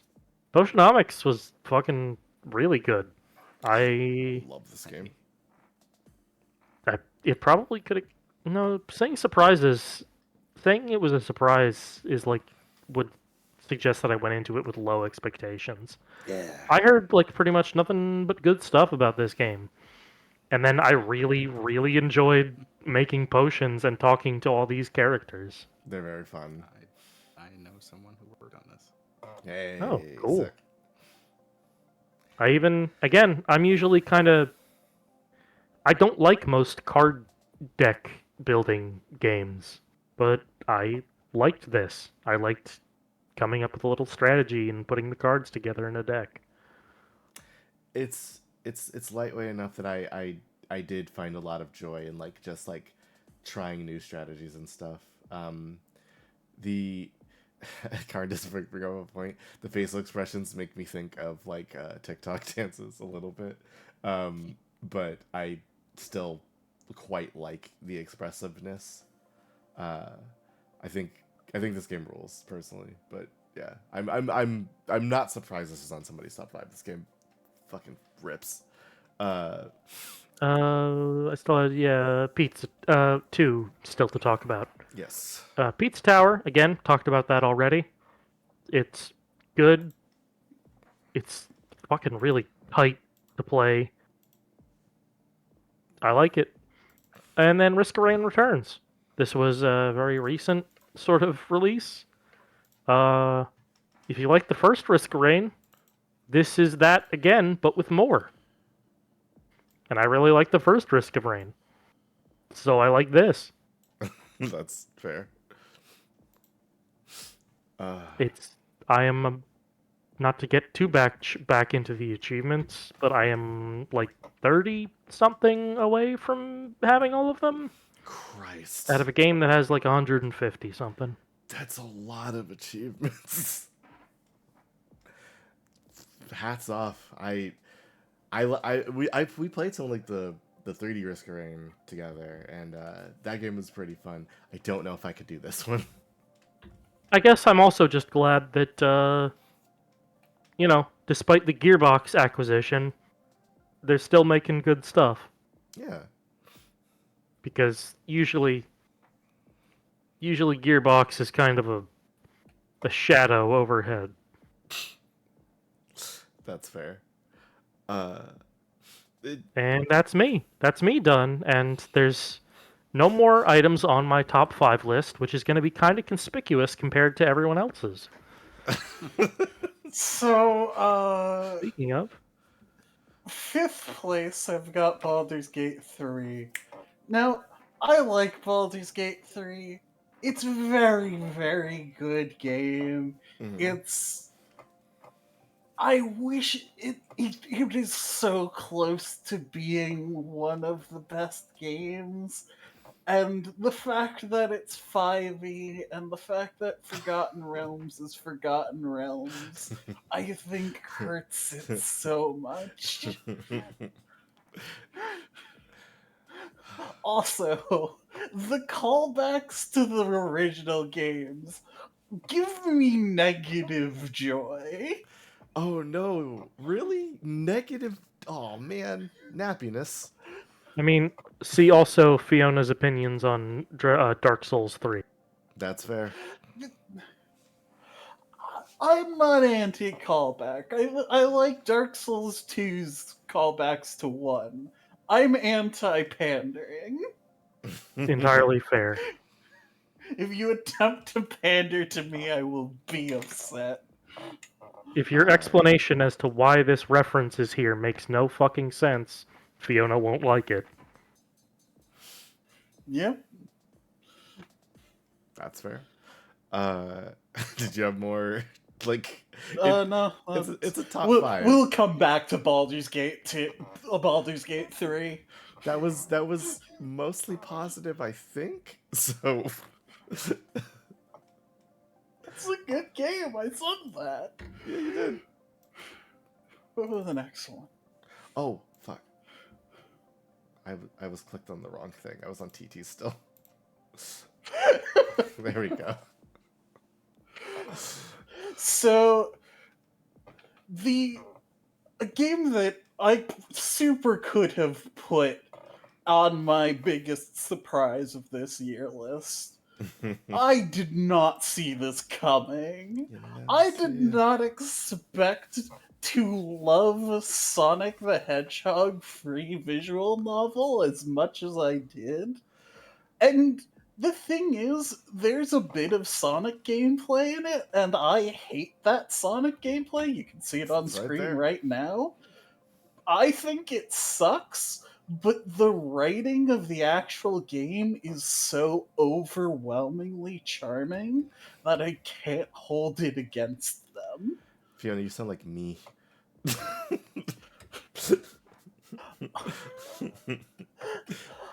Lies of P is a very good game. I stated this. It's the best parts of Sekiro, Bloodborne, and Dark Souls all together. It sort of just correctly figures out what I want from games like this Mm. and strips out everything else. And every Souls game has at least a bad boss fight, usually multiple. And I think Lies of P only has one bad boss fight. I like every single other one of them. I fucking hate the Parade Master so much.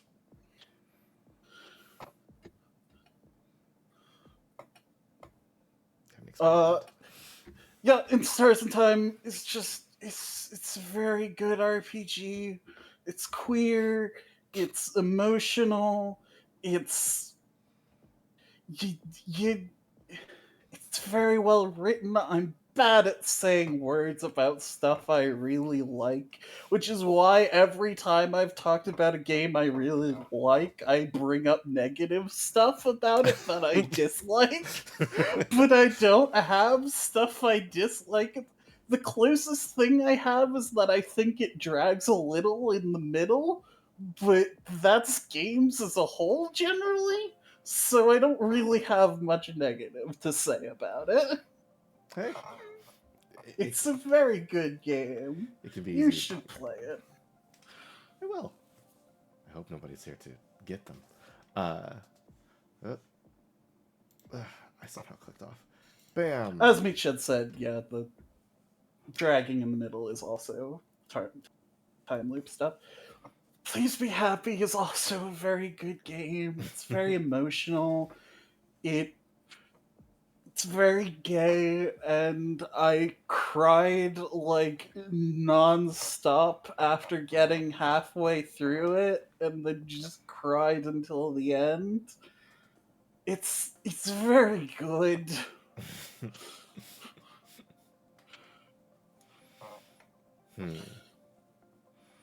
Enchanted by the power of stories and kissing.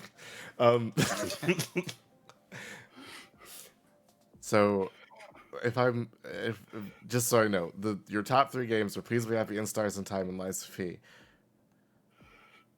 Yes. There's some visual glue there. What do you mean? What do I mean? Sarah, tell me about the things you Hello. like. So I tried to stick my list to strictly to games that were released this year, Right. which is why there's some odd choices in here, maybe. But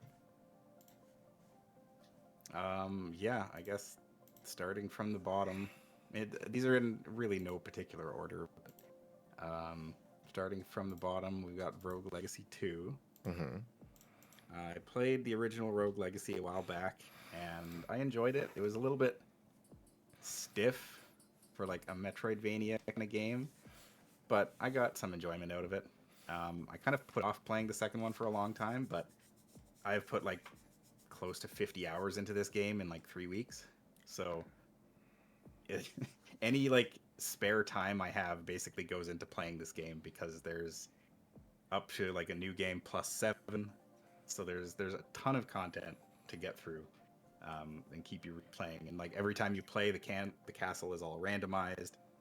The movement is a lot smoother than I expected it to be. It actually kind of reminds me a lot of like Hollow Knight in that respect, like the movement and attacks. So I would recommend it if you like Hollow Knight. It doesn't have like the lore or the story as much, but the gameplay is fantastic. I think it's great, and it's always a new adventure. And you collect a bunch of money. It's very satisfying to collect the little gold coins. Yeah. This game already looks a lot better than the first one, and I saw a man shooting arrows and hovering, so I'm pretty sold.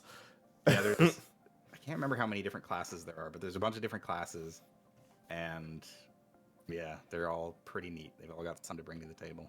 I like them. Lethal Company. Lethal Company, I've talked about already. I think any game that has achieved this level of ubiquity and popularity in this span of time is worth recognizing. Yeah. And I mean, it's still in early access. It's still being actively developed. I'm sure there's a bunch of new content that is coming down the pipeline. So I feel like it can only get better from here. I probably agree. Yeah, there's not Yeah. a lot you can do to make you could probably make this game annoying, but so far it's just been fun. The developer seems to know what they're doing, Mm-hmm. and so I've got faith that it's got a good trajectory. Yeah. Age of Wonders 4 is one that kind of caught me off guard. Again, I played this on a whim and sunk like a ton of my time into this game.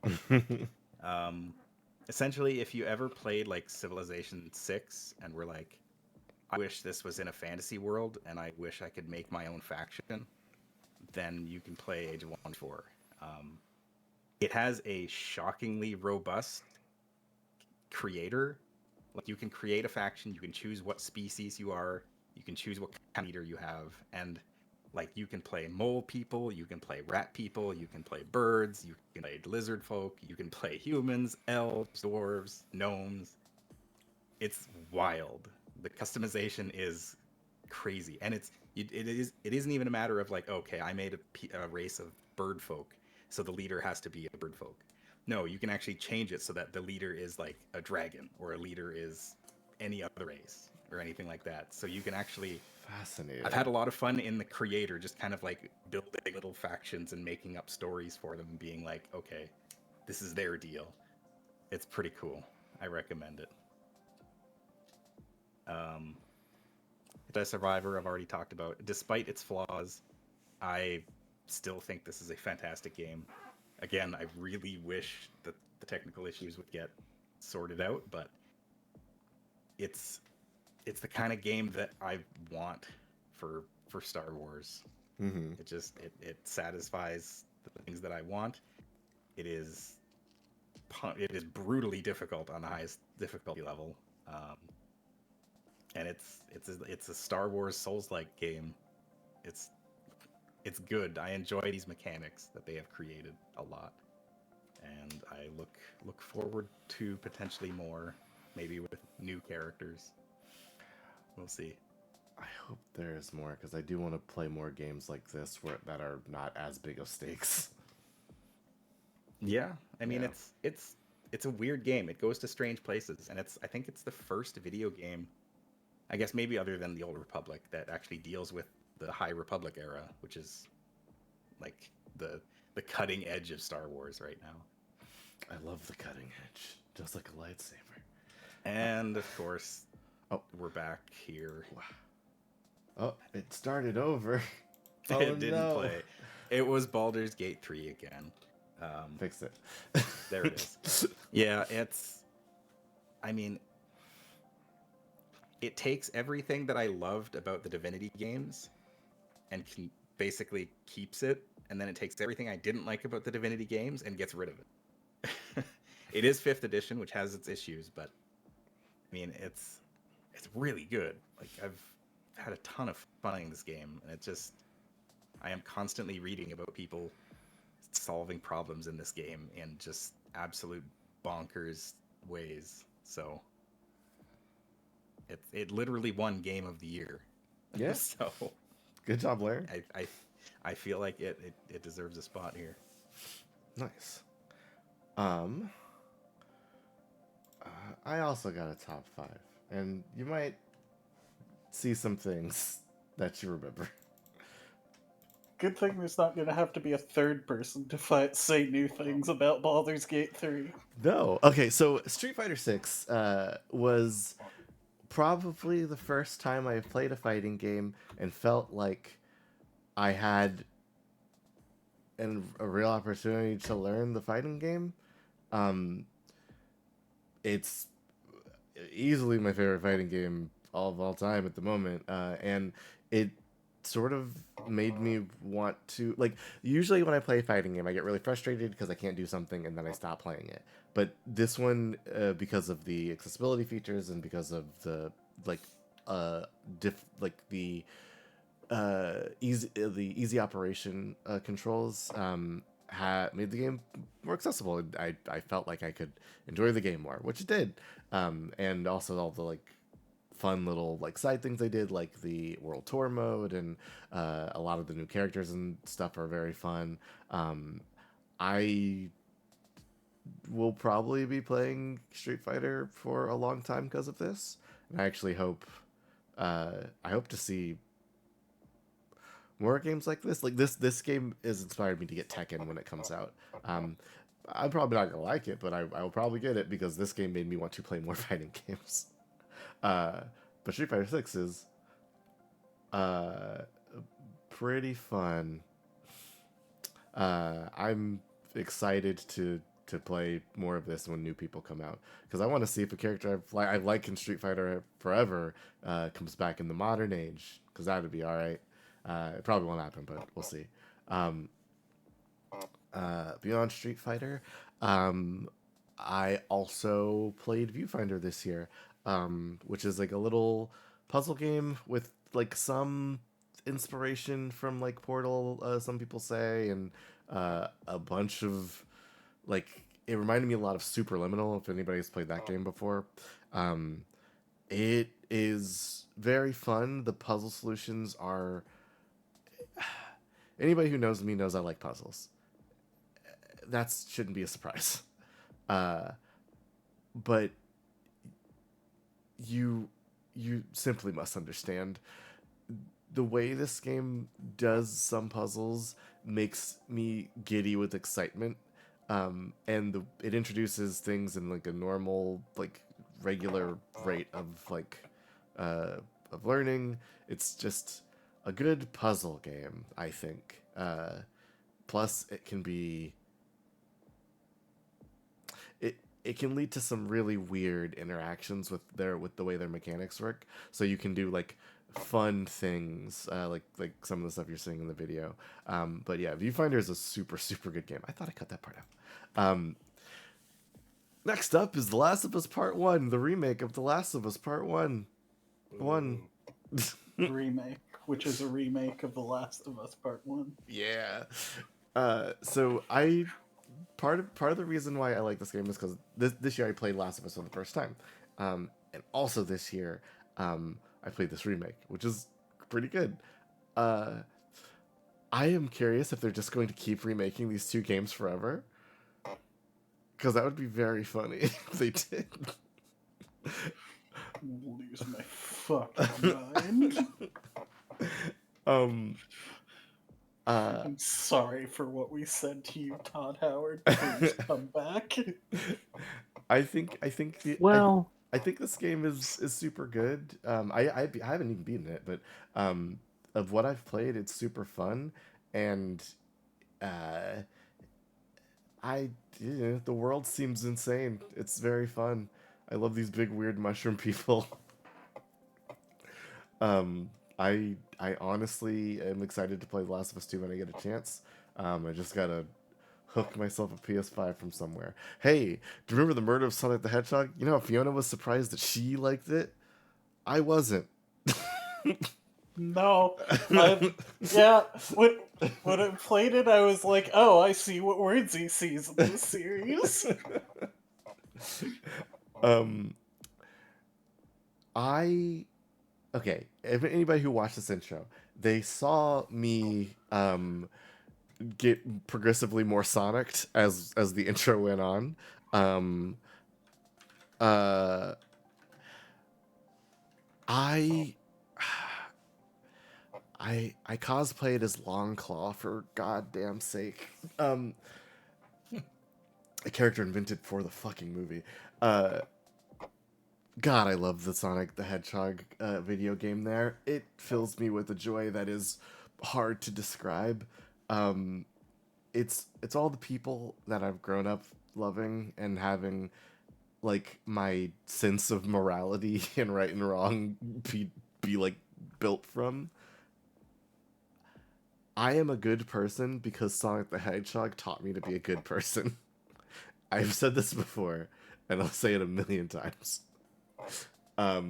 This Fiona said it. All the characters are charming. They're well written. The mystery is fun. There's a little bit of an asshole. I don't even mind the Sonic parts of the game. I find them to be fun to route through. I'm surprised this free game was as good as it was. I am not surprised the Sonic parts were as good as they were. Baldur's Gate 3 is a game that I kind of fell into a hole and didn't really come out of. I've played a lot of Baldur's Gate 3, and I love it. I haven't really played a lot of CRPGs. I guess I've played the Alcat games, but this game in particular kind of just scratches a particular itch for me. I like the rules it changes it makes for 5th edition. I like the characters. Every change is a good change.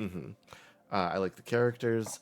I personally, I'm working on making my way through the new challenge difficulty that they brought in the most recent update. I don't know if you could convince me to play another game if you give me an option of 2 games over this, because this game is super fun, and I think I've seen a lot of combinations of like interaction. I haven't even seen half of them, I would bet. I need to not play Act 1 again, though. That's fair. Act 1 is big and long, but I think it's fun. But no, yeah, Baldur's Gate 3 was spectacular. I'm honestly excited to play more of it, and they said they were thinking they might do DLC, and if they do, I will be there at the front of the line. I can promise you that. Ram. I mean, they just added an update that explicitly said, "Hey, you're going to have more adventures." It's true. So, Yeah, I love Citadel. Yeah, no, I'm excited to play more of this game, and I don't know, it's kind of really fun for me to do the entire time. I feel good figuring this stuff out and finding combinations of stuff and playing as my OCs. It's the best game of the year to me. But that's the best game of the year to me. Guys, we have one more thing we have to do. Oh boy, this is gonna be a time. Guys, we have to decide. The most game of the year is the fact that this is so scrolled in. It's fine. It's so people can see it at home. So last year, kind of last minute, I decided we should figure out what the most game of the year is. If you don't remember, I grabbed a bunch of video games and I put them on a bracket. And then I took that bracket and I said, all right, we're going to figure out what the most game of the year is, and we had a little discussion. And we're going to do that again this year. Starting with... Also, I did dumb things to this so that, like, their colors change and it doesn't matter. But, now then. Guys, I know it's late. We got to power through this last bit. I'm here. I know who I want to win, and I will make my case. I only have to get blood drawn in the morning. Oh no!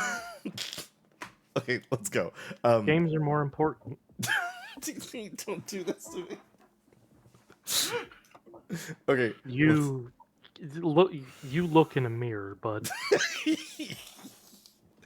I will. Really quickly, I kind of paired these off, I loosely based on categories, and I'll explain them as we go. So our first matchup is Super Mario Brothers Wonder and Final Fantasy 16, which was new experiences with an old name. Is what I kind of matched these up about. Super Mario Brothers Wonder has done things that Mario has not done before. Final Fantasy 16 is taking the Final Fantasy games and making them into more character action-y stuff while still having that Final Fantasy flavor. This is not a criteria which to judge them on. Which one of these video games is more video games? I'd say Mario. I still see people post about Mario. Yeah. Well, like, Damn. I see people simping for FF16 characters, but that's it. I know next to nothing about Final Fantasy 16. That's fair. I like Mario. There we go. Remember, we need to state again, this is not the best game of the year. No, it's just the No. most game. Which means Mario is going to move on to the next category. Congratulations, Mario. And Mario's got the legacy behind him too. I mean, not like. Fantasy I mean, does. Final Fantasy is not a small legacy. That's true. Well. Oh, I'm on the wrong thing. I gotta use the right tools. So Mario moves on. Good job, Mario. Wrong one. That's the wrong one. No. I'm just gonna move the Mario with it. Don't worry about it. All you guys have to do is think. Let me fuck up this stuff. Okay. I got it. Don't worry about it. It's Okay. fine. All right. Next up, Assassin's Creed Mirage versus Mortal Kombat 1. I didn't even know there was another Assassin's Creed game out. Yeah. I knew they were making one. I didn't know it came out. It's so It's the one that like takes place around the same time or just before the first Assassin's Creed. Yeah, there was like a lot of advertisement about Assassin's Creed going back to basics, and like I heard people were excited about it, and then I never heard anything Yeah. again. Damn Assassin's Creed.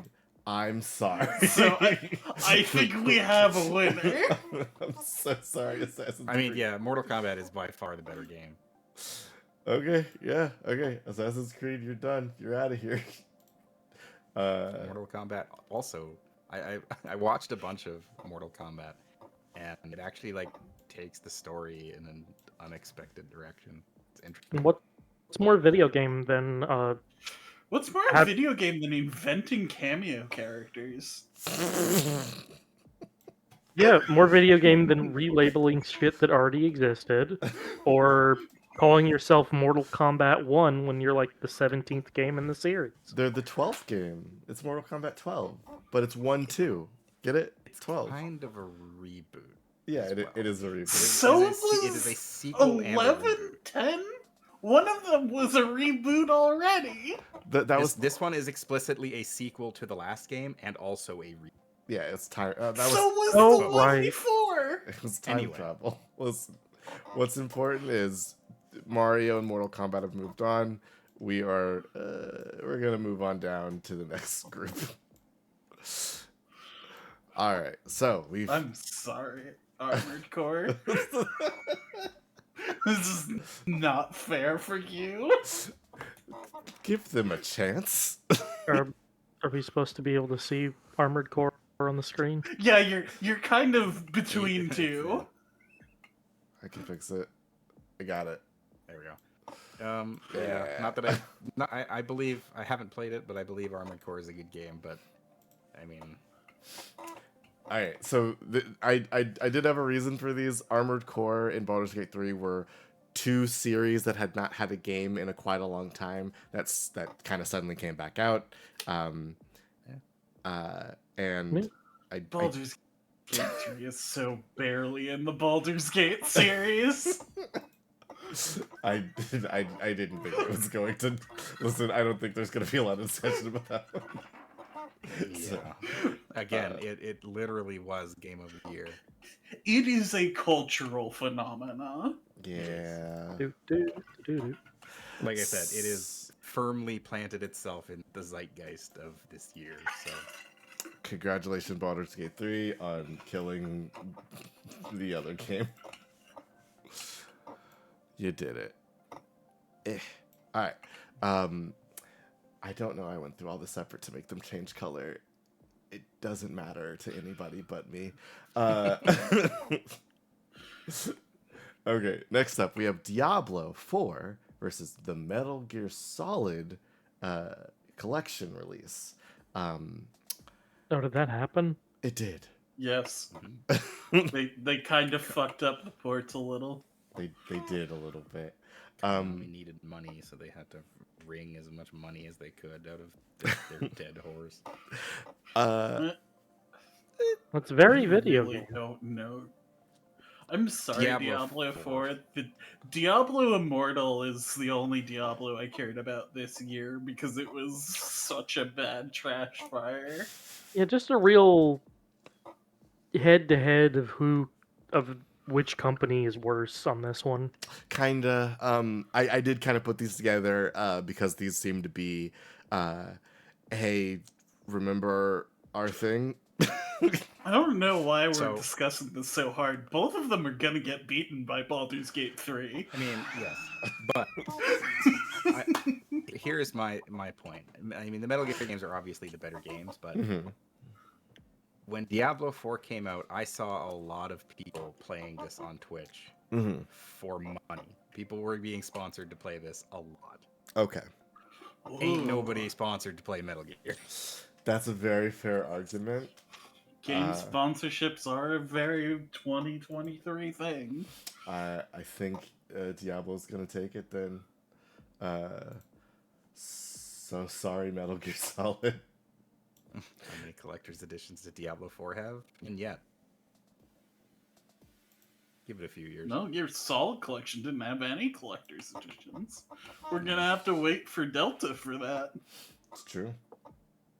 Well, Diablo, you get to go Delta's to. going to have at least 3 collector's editions.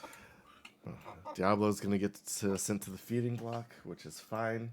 I'm going to quickly try and formulate a defense for it, which will be cut to pieces, but that's that's okay.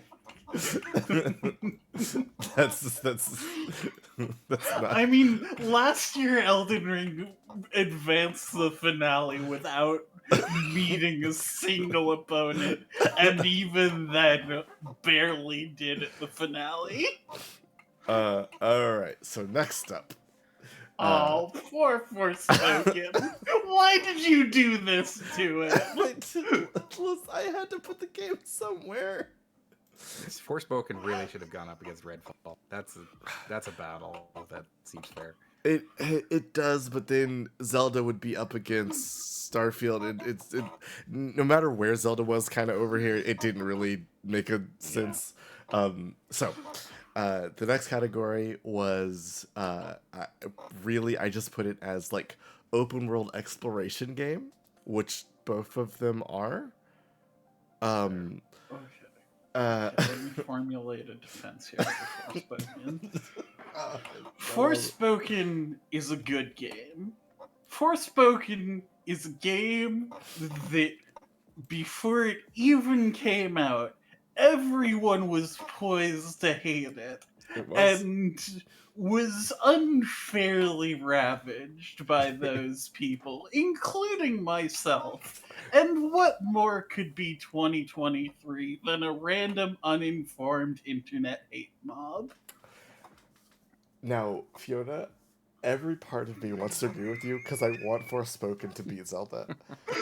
All of my being does. But the logic in me does tell me that the internet hate mob was probably you couldn't hear them over the people going, I made a robot with a penis that walks around and slaps a man that makes signs up. Look, I didn't think hate I that was guy. going to win. I just made an attempt. And it was valiant. I personally would vote for Forspoken to progress, but I don't think that is the reality of the situation. It is not. Doom of the Kingdom is winning this category. That's fine. Well, the second clip decides it's cool. I can move the thing again. Okay, so Tears of the Kingdom is gonna win that category. That's all good. I'll fix that as soon as this is unloading. Perfect. So next up we have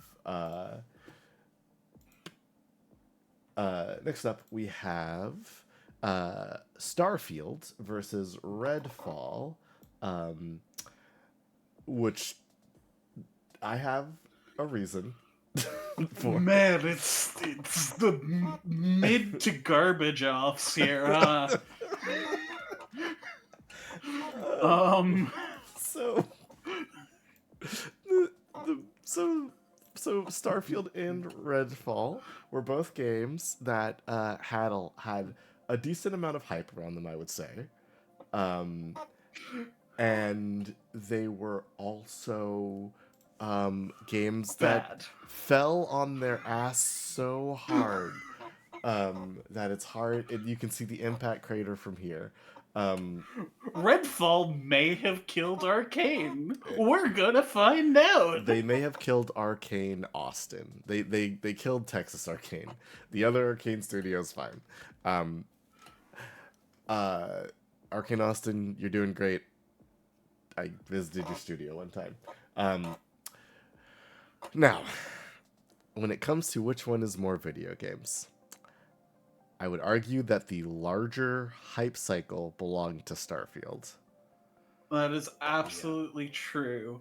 Although Bethesda, despite its negative reception, has appeared to weather the storm better Yes, than Arcane has Redfall. I did not see a single person post a positive thing about Redfall. There are still delusional people who say Starfield rules.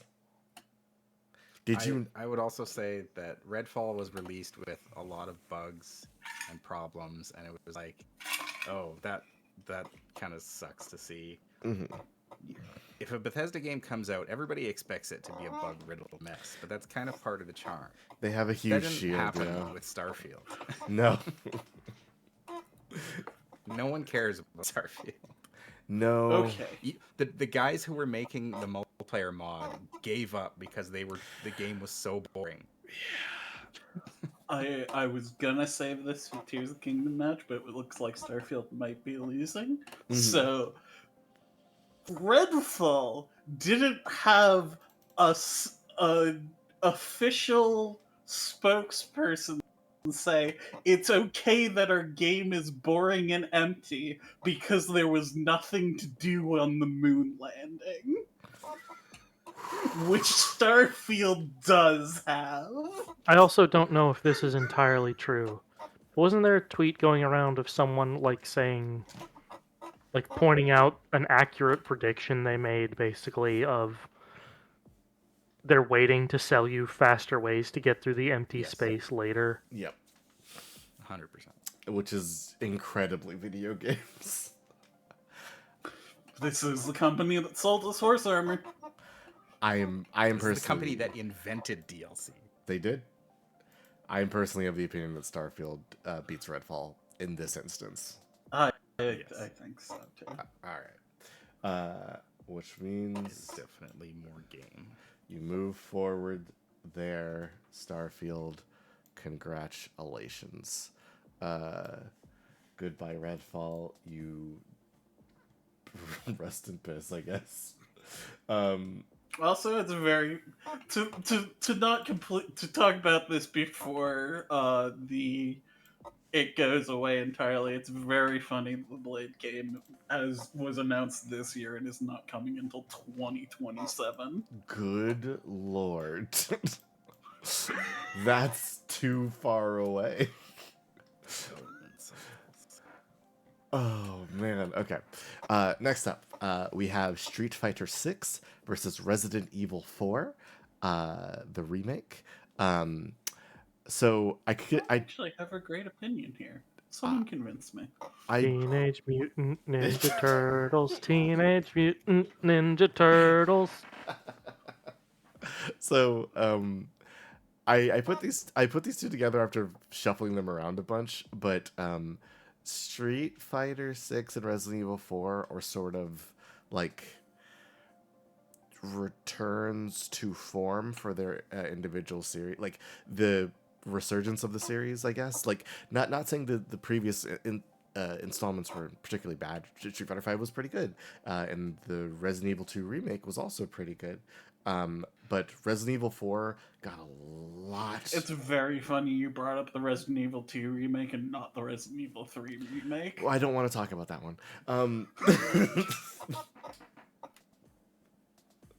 Like Karn points out, Street Fighter 6 does have monetization in it. And Resident Evil 4 does have big remakes in it. So both are pretty video games.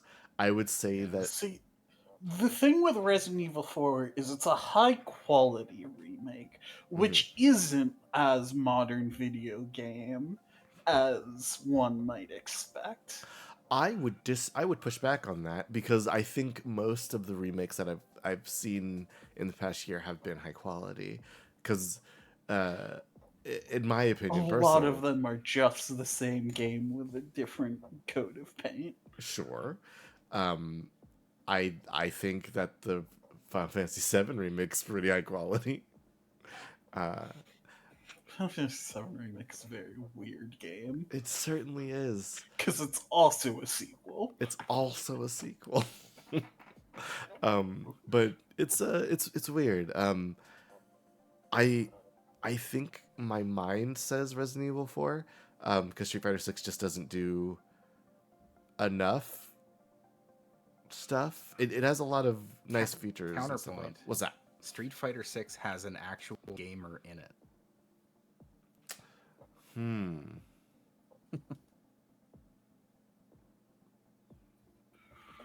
Who makes pop culture references. She don't. I think we can return to this remake discussion when we see how 5 handles its racism stuff. I think Street Fighter 6 is yeah. my vote.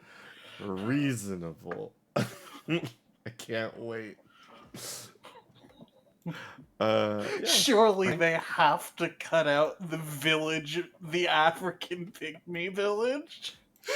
You say surely think- they do? I think Street Fighter 6 also has more room to grow as a quote unquote game.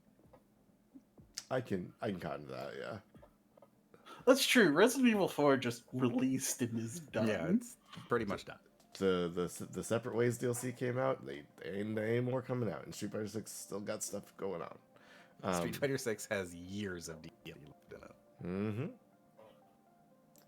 it. Street Fighter 6 moves on.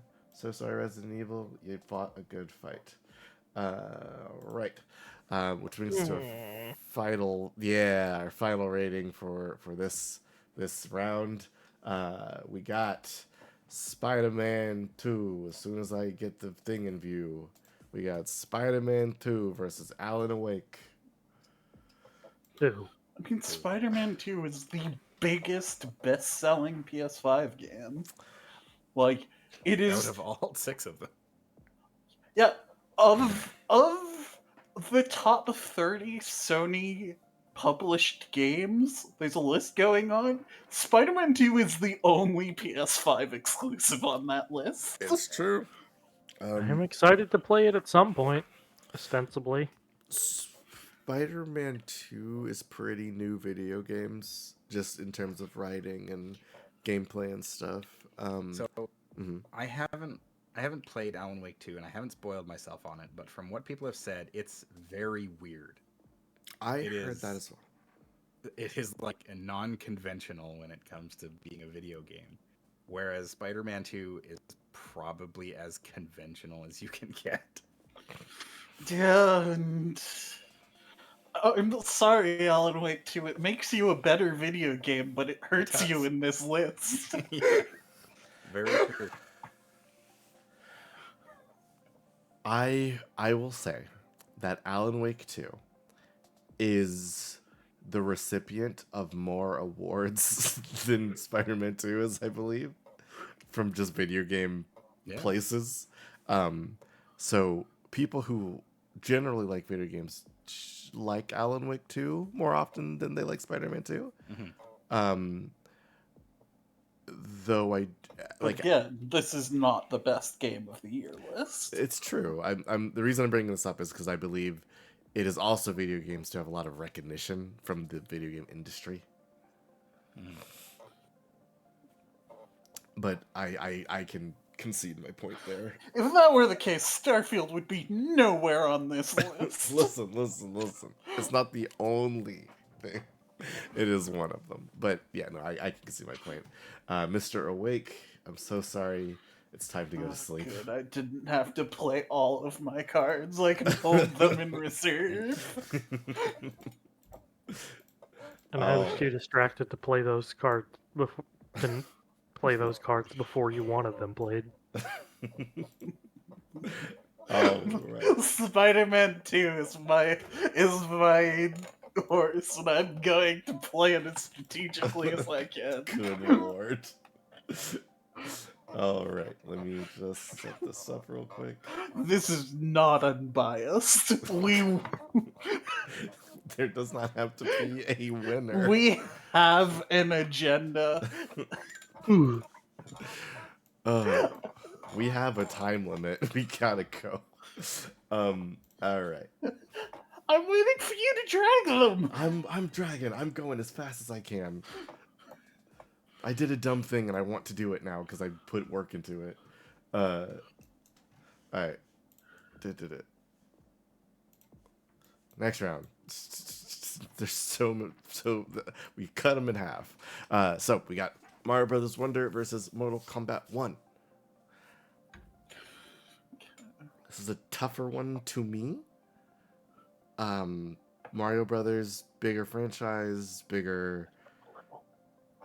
Okay. A little. I'm gonna play a dangerous card here. Uh-huh. The minute Mario Brothers 1 got announced and the trailer came out, I saw fetish art about the outcome.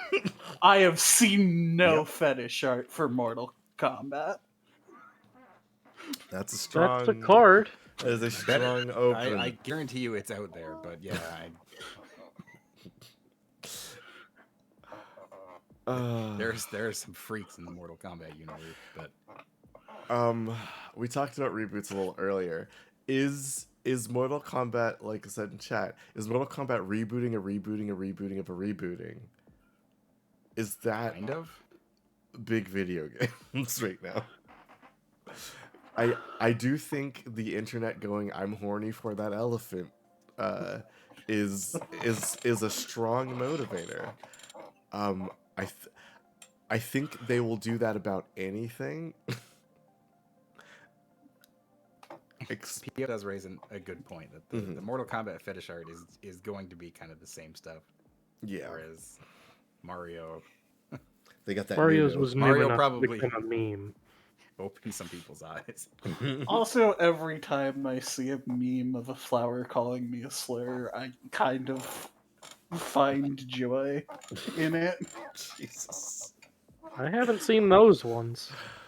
Oh, Not the hard slurs. hey guys, I haven't seen the It's- soft ones. instead of this, tell me what you're voting for. Wonder. Wonder. Yeah, I'd have to go with Wonder. Okay. TT. I'll be a sheep. All right. I'll eat a fruit that turns me into a sheep. Mario moves on. Congratulations, Mario. I don't like that soundbite being out there. What? Don't worry about it.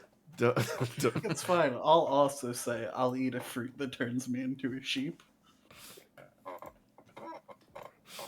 But you were inspired by TT's rendition. Move the rectangles. You got it, I'm boss. just being a supportive friend. I'm moving the rectangles. We are in green. Hey.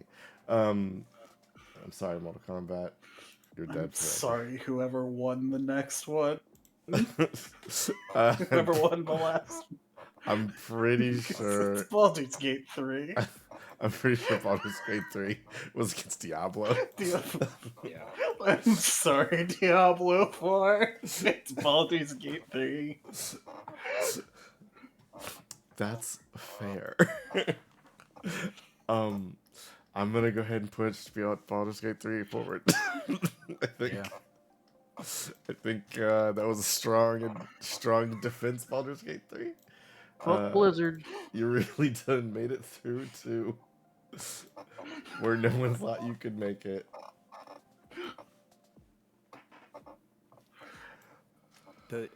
Somehow Diablo 4, which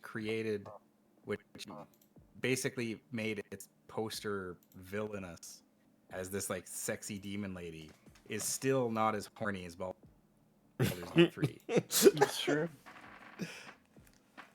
And that's before you even get to the sexy demon lady in Baldur's Gate 3. Who is just doing what that other sexy demon woman is doing, but going the whole time. All right, so good job, Baldur's Gate 3. You've made it to the green round. All right. Wow. Okay. Starfield might have a chance here because this is not about quality. No, this is about fucking video games.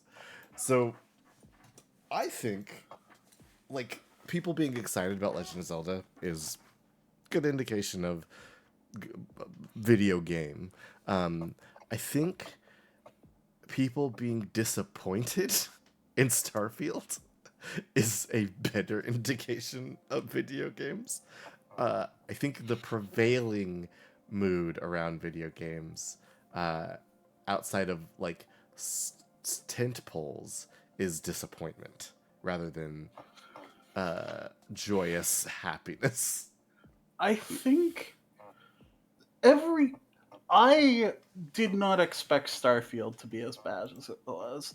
I still knew it wouldn't be as good as everyone hyped it to be, and yet everyone still somehow fooled themselves into thinking it would be the greatest game in existence. It's true. People went into Zelda Tears of the Kingdom like they were surprised by the building, but largely they got out what they wanted. You know what? Actually, I got it with a bullet. Starfield has an auteur in Todd Howard. Who would win in a fight, Shigeru Miyamoto or Todd Howard? Todd Howard. What's the fight? The fist fight. I think Todd Howard would start crying and Shigeru Miyamoto would feel bad enough to give up. Yeah, I mean, like, I'm sure Todd Howard is probably like he's younger, I think, and probably generally like fit, He doesn't look unhealthy. but he gives off the energy of someone who would like crumple like paper when He is. facing He someone who is gives off not the. subordinate to him.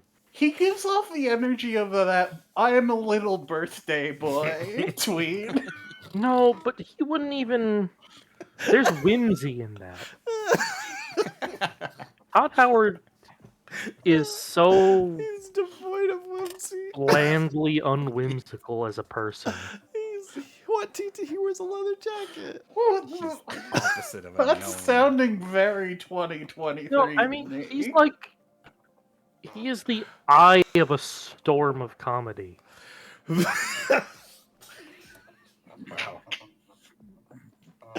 TT, you've clinched it. Fucking Starfield moves on. I don't know if you are arguing for or against it, but here I'm just we saying are. shit about Todd Howard. I mean, it's working. Fuck Todd, you dummy. It is, again, I would say, like, clearly Zelda is the by far Words superior has minimized their game. application. What? No. There we go. Yeah, Starfield is just more video gamey. I would agree. Yeah. If either of these two games, if there was a spectrum of like a work of art on one end and a video game on the other, Starfield is going to be way closer to the video game side than Zelda. That's very fair. I think yeah, it's just more games than Zelda could hope to be, because Zelda is a quality thing. I'm so sorry, Tears of the Kingdom. You've been eliminated by Starfield. I did not expect Starfield to get this far. I'm not gonna lie. Starfield has more video game per game. It's very 2023. You're not wrong. I'm just The gaming industry is not in a good place. this lineup, this top floor Speaking of, is about to be stupid. I love that we have the good line.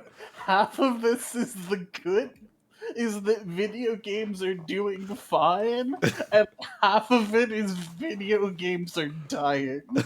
Whoever passes this round, it's still the video games are dying side. Okay, what is more video games? Street Fighter 6 or Spider-Man 2? I'm not gonna lie to you. I don't think Street Fighter 6 has the reach that Spider-Man 2 No. has. I agree.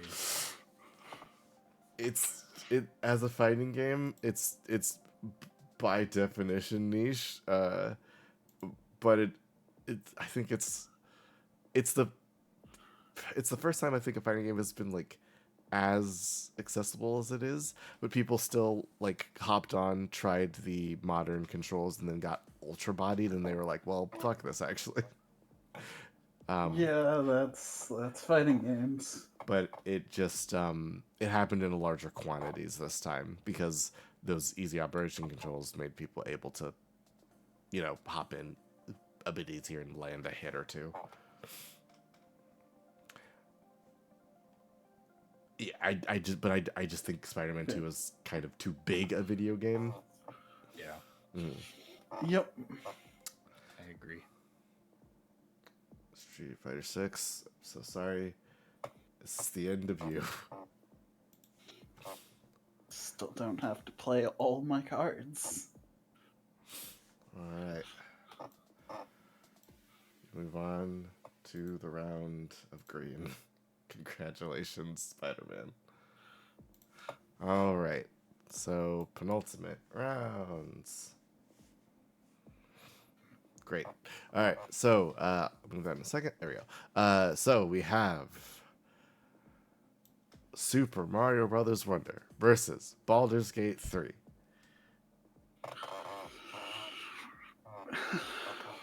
It's harder, but I think it still needs to be Baldur's Gate 3. Why? It's a cultural phenomena. Mm. Like, Basically. Dice mentioned, we posted animation, official Larian Studios animation, and Dice posted that, like, these characters themselves are a thing. This is like 5% animation and 5% advertising and 95% like strutting their stuff. Take your victory laps. Also, Mhm. also in the bank for Baldur's Gate is, I mean, Mario just came out and it's good. Baldur's Gate was in early access for a couple years, which is a very video game thing these days.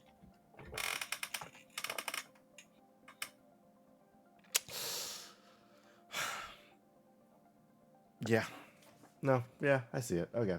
Um, It's like Elden Ring was last year. It's just, it has become such a thing that everyone knows, that people are still talking about these characters and will be talking about these characters in this game for months, if not years.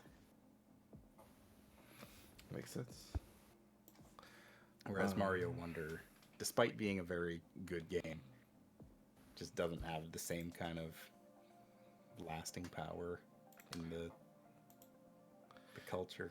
It doesn't, and that's gonna have to be okay. All right, Baldur's Gate Which is 3. fine. good I don't think for any of you. the Mario games really have done that, other than maybe like Galaxy. I think Odyssey did. Odyssey stayed around for quite a while. Yeah, it was also the Switch like launch game. All right, Baldur's Gate 3 moves up. I guess there's still quite a few memes and stuff about Odyssey. Baldur's Gate 3 It had lasting power. enters the blue period, or it would. That's the wrong one. Of course it is. This one. You should either Fix it. zoom out or move up or both. I'm going to do both. All right.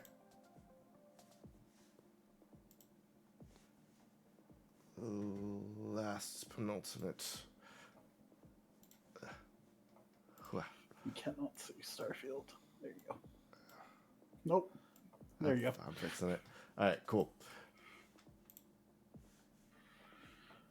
All right, so we got Starfield. Starfield is very 2023, but Indeed. I think it goes no further. I would argue that Spider-Man 2 also goes no further. I don't think either of these games has a future. I suppose Starfield has some whack-ass DLC that they will push on us. I meant in this bracket, not Ah, getting more DLC. I would disagree. Spider-Man 2 certainly will not get more DLC because it, despite being the best-selling PS5 game in existence, lost money. It was a failure. I will remind you that Starfield also Because it's a bad game. Starfield was a bad game and suffered the fate of bad games. Spider-Man 2 is a good game that cost so much money to make that not even selling better than every other game on the PS5 could make it back its budget.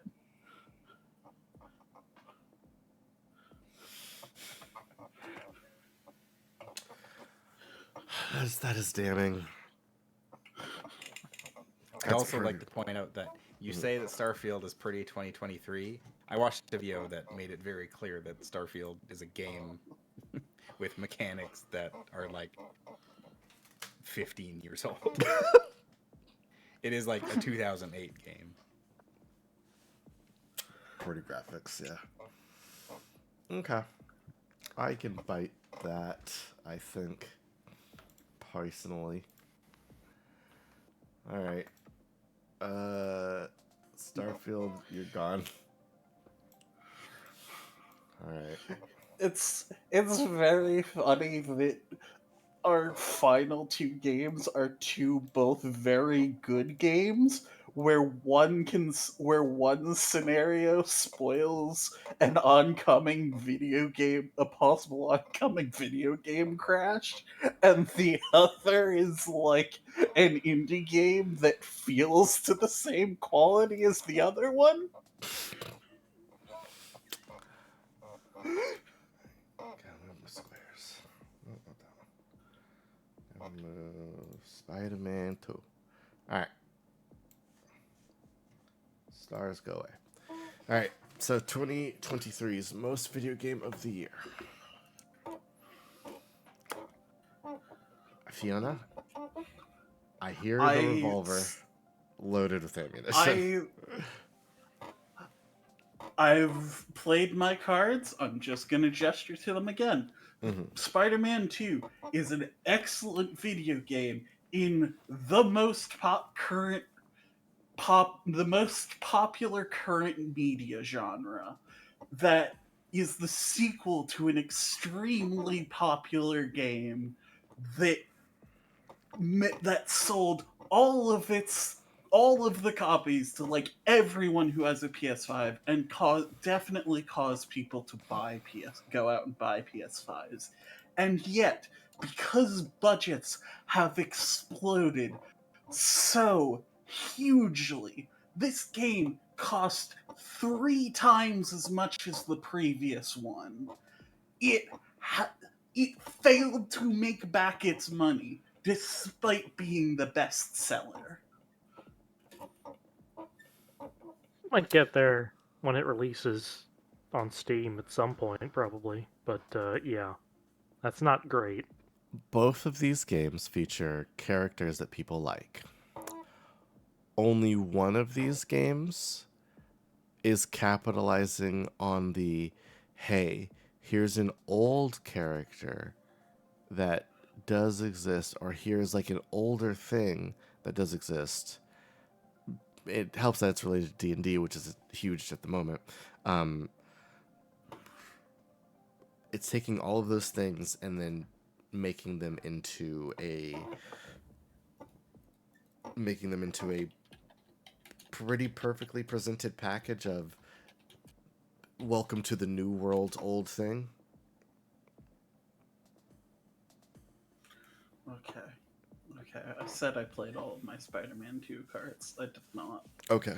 I need to point out Go ahead, again Marvel Snap. that the Miles Morales is like extremely popular. Into the Spider-Verse is extraordinarily popular. Right. And Spider-Man 2 decided to improve on this character by giving him such a dog shit new suit. The Adidas suit. That was one suit. Fiona, I think Spider-Man 2 has played a good race, but Baldur's Gate 3 has, and still is in many places, still dominated the news for this year. Yeah. All video games. When video games crash, I'll be here waiting for my apologies. When we run out of all games. I am personally of the vote that Baldur's Gate 3 is the most game of the year. Kind of did everything at a good level. I would argue that these are both game of the year, but on opposite ends of a spectrum. What is that spectrum? I'm not really sure. Congratulations on, in a 4-person thing, making TT the tiebreaker somehow. What? Well, I mean, no, like the argument that you make about Spider-Man 2, as far as making it like more a video game in the current state of the video game industry, absolutely Spider-Man 2 takes it.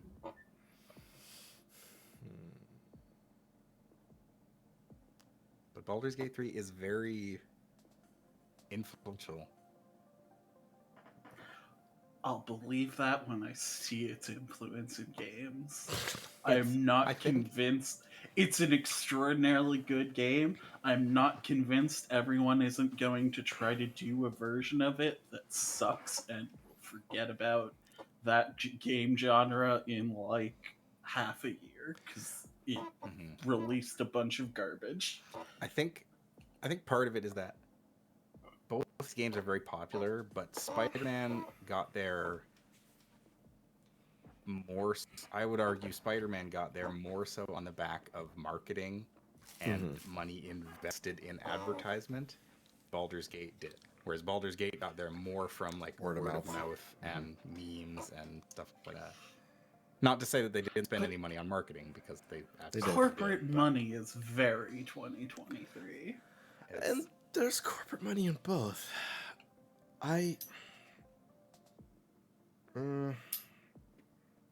No, I don't think I can change my mind on this one. did Insomniac have any layoffs?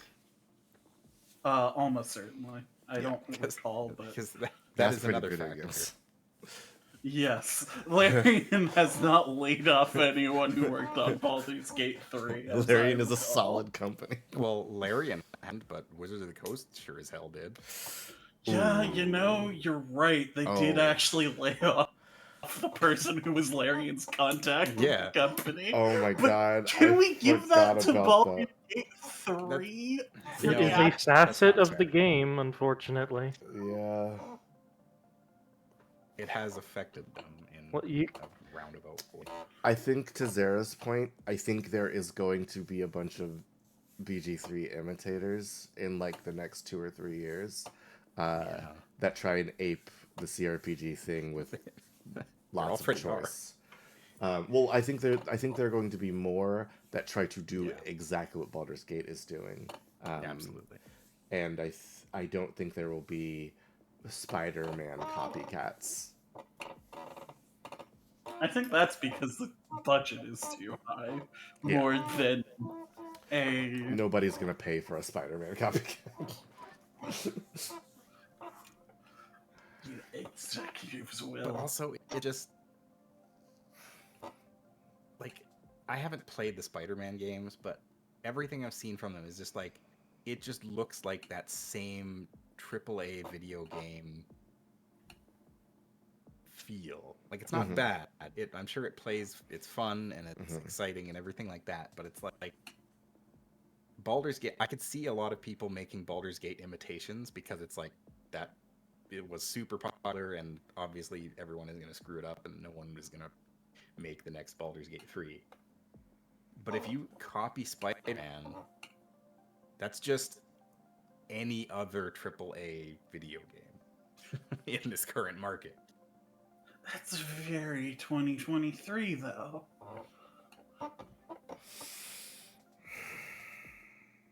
Okay, we've I know- we've I gone don't on know for a while. Whose point in which favor that point is, but We've gone on for a bit. It's gonna hit 12 soon, so I say we call for the vote. Zara, I think I'm gonna have to give it to Spider-Man okay. for most game of the year. Ooh. TT, Oh, please don't ask me. no.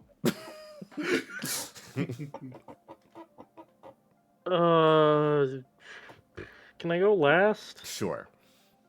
Fiona, Spider-Man. I'm going to go Baldur's Gate.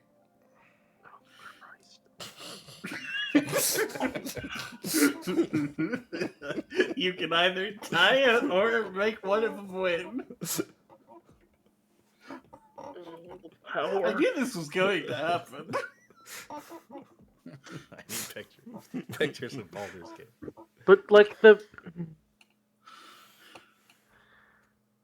the expected inertia of saying Baldur's Gate wins is a point in Baldur's Gate's favor as the most video game. Mm-hmm. Which would make a tie really funny. I have mentioned these are two competing visions of the video game industry. They are. I am not against. Like I don't want to do this every year, but I am not against Hey. this year having it be a co-win. Okay, how about if No, we no, tie I've it, already- we can open it up to the audience. I've already decided it's funniest if it's a tie. I'm voting Baldur's Gate. Well, audience, Nobody's what's your happy. opinion? I mean, yeah, we can just straight up make a poll. I don't think I have permission to do that, but I think you do, but Nobody's I don't happy. know how to do it. it's just slash poll. Oh, Yeah. Blink. Blink. so it is. Yep. Question. MGOTY 2 points there. BG3. Spider. So presumably, a Spider-Man would be some sort of monk in Baldur's Gate, right? Probably. Yeah. Air runs for 2 Maybe with Miles minutes. Morales, you get some like, I don't know, warlock or sorcerer in there, so you can Okay, start so curling are the 4 lightning of us around. voting on this? We need to either all do it or all not do it. I say we Let's should. leave it to the audience. Oh, I mean, it's gonna be Spider-Man 2 then. Oh Yeah. boy, it Yeah. sure is. I'm gonna just... Yeah, I get in this early. Well, with 100% Going once. of the votes. Going twice. Oh, hey, one Baldur's Gate. Incredible. Handlery. Baldur's Gate. Indeed. All right. Well, fair enough. This Spider-Man is my 2. revenge for last year, where my Dark Horse Overwatch 2 was struck down at the last moment by Elden Ring.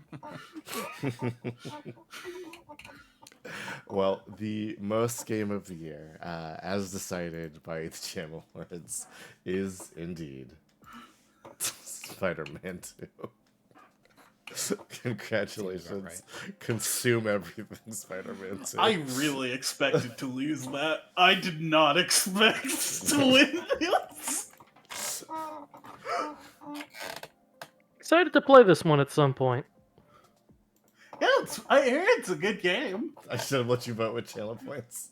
I feel That- like Paying your way to victory is a very video game. that would be pretty so- video games. I think that would be not against the spirit. But congratulations, Spider-Man 2, and winning most game of the year. You are the most video game of the year. No one can say otherwise. Don't even look anywhere else. Well, at least 3 people have said otherwise. Oh no, Nonagon's right! Dark Horse out of nowhere with the chair, Silent Hill Ascension! You should have Timony do the berry picking dialogue.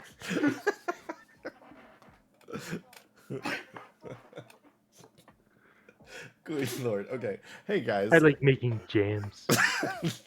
I illustrated it's the most video game, but Spider-Man 2 also works. Flip you all, it's Desktop Dungeons. So, okay, I gotta get out of that place.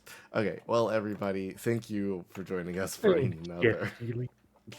Thank you for joining us for another. We truly lose our minds at most game of the year. Well, because it's stupid. We truly lose our minds past 12 a.m. Yeah. Thank you for joining us for another Jam Awards. Next year there might be something a little different, but we'll see. Magic Yeah. Gathering Online the year. Well, the most game of the year goes to Spider-Man 2. I have a little crop of a title belt. I'll just put the Spider-Man 2 image in there. Just don't. Oh, tune in tomorrow for more awards. Oh yeah. Yep. But I hope you've all enjoyed yourself. Go check out Shakes's channel where there will be more awards.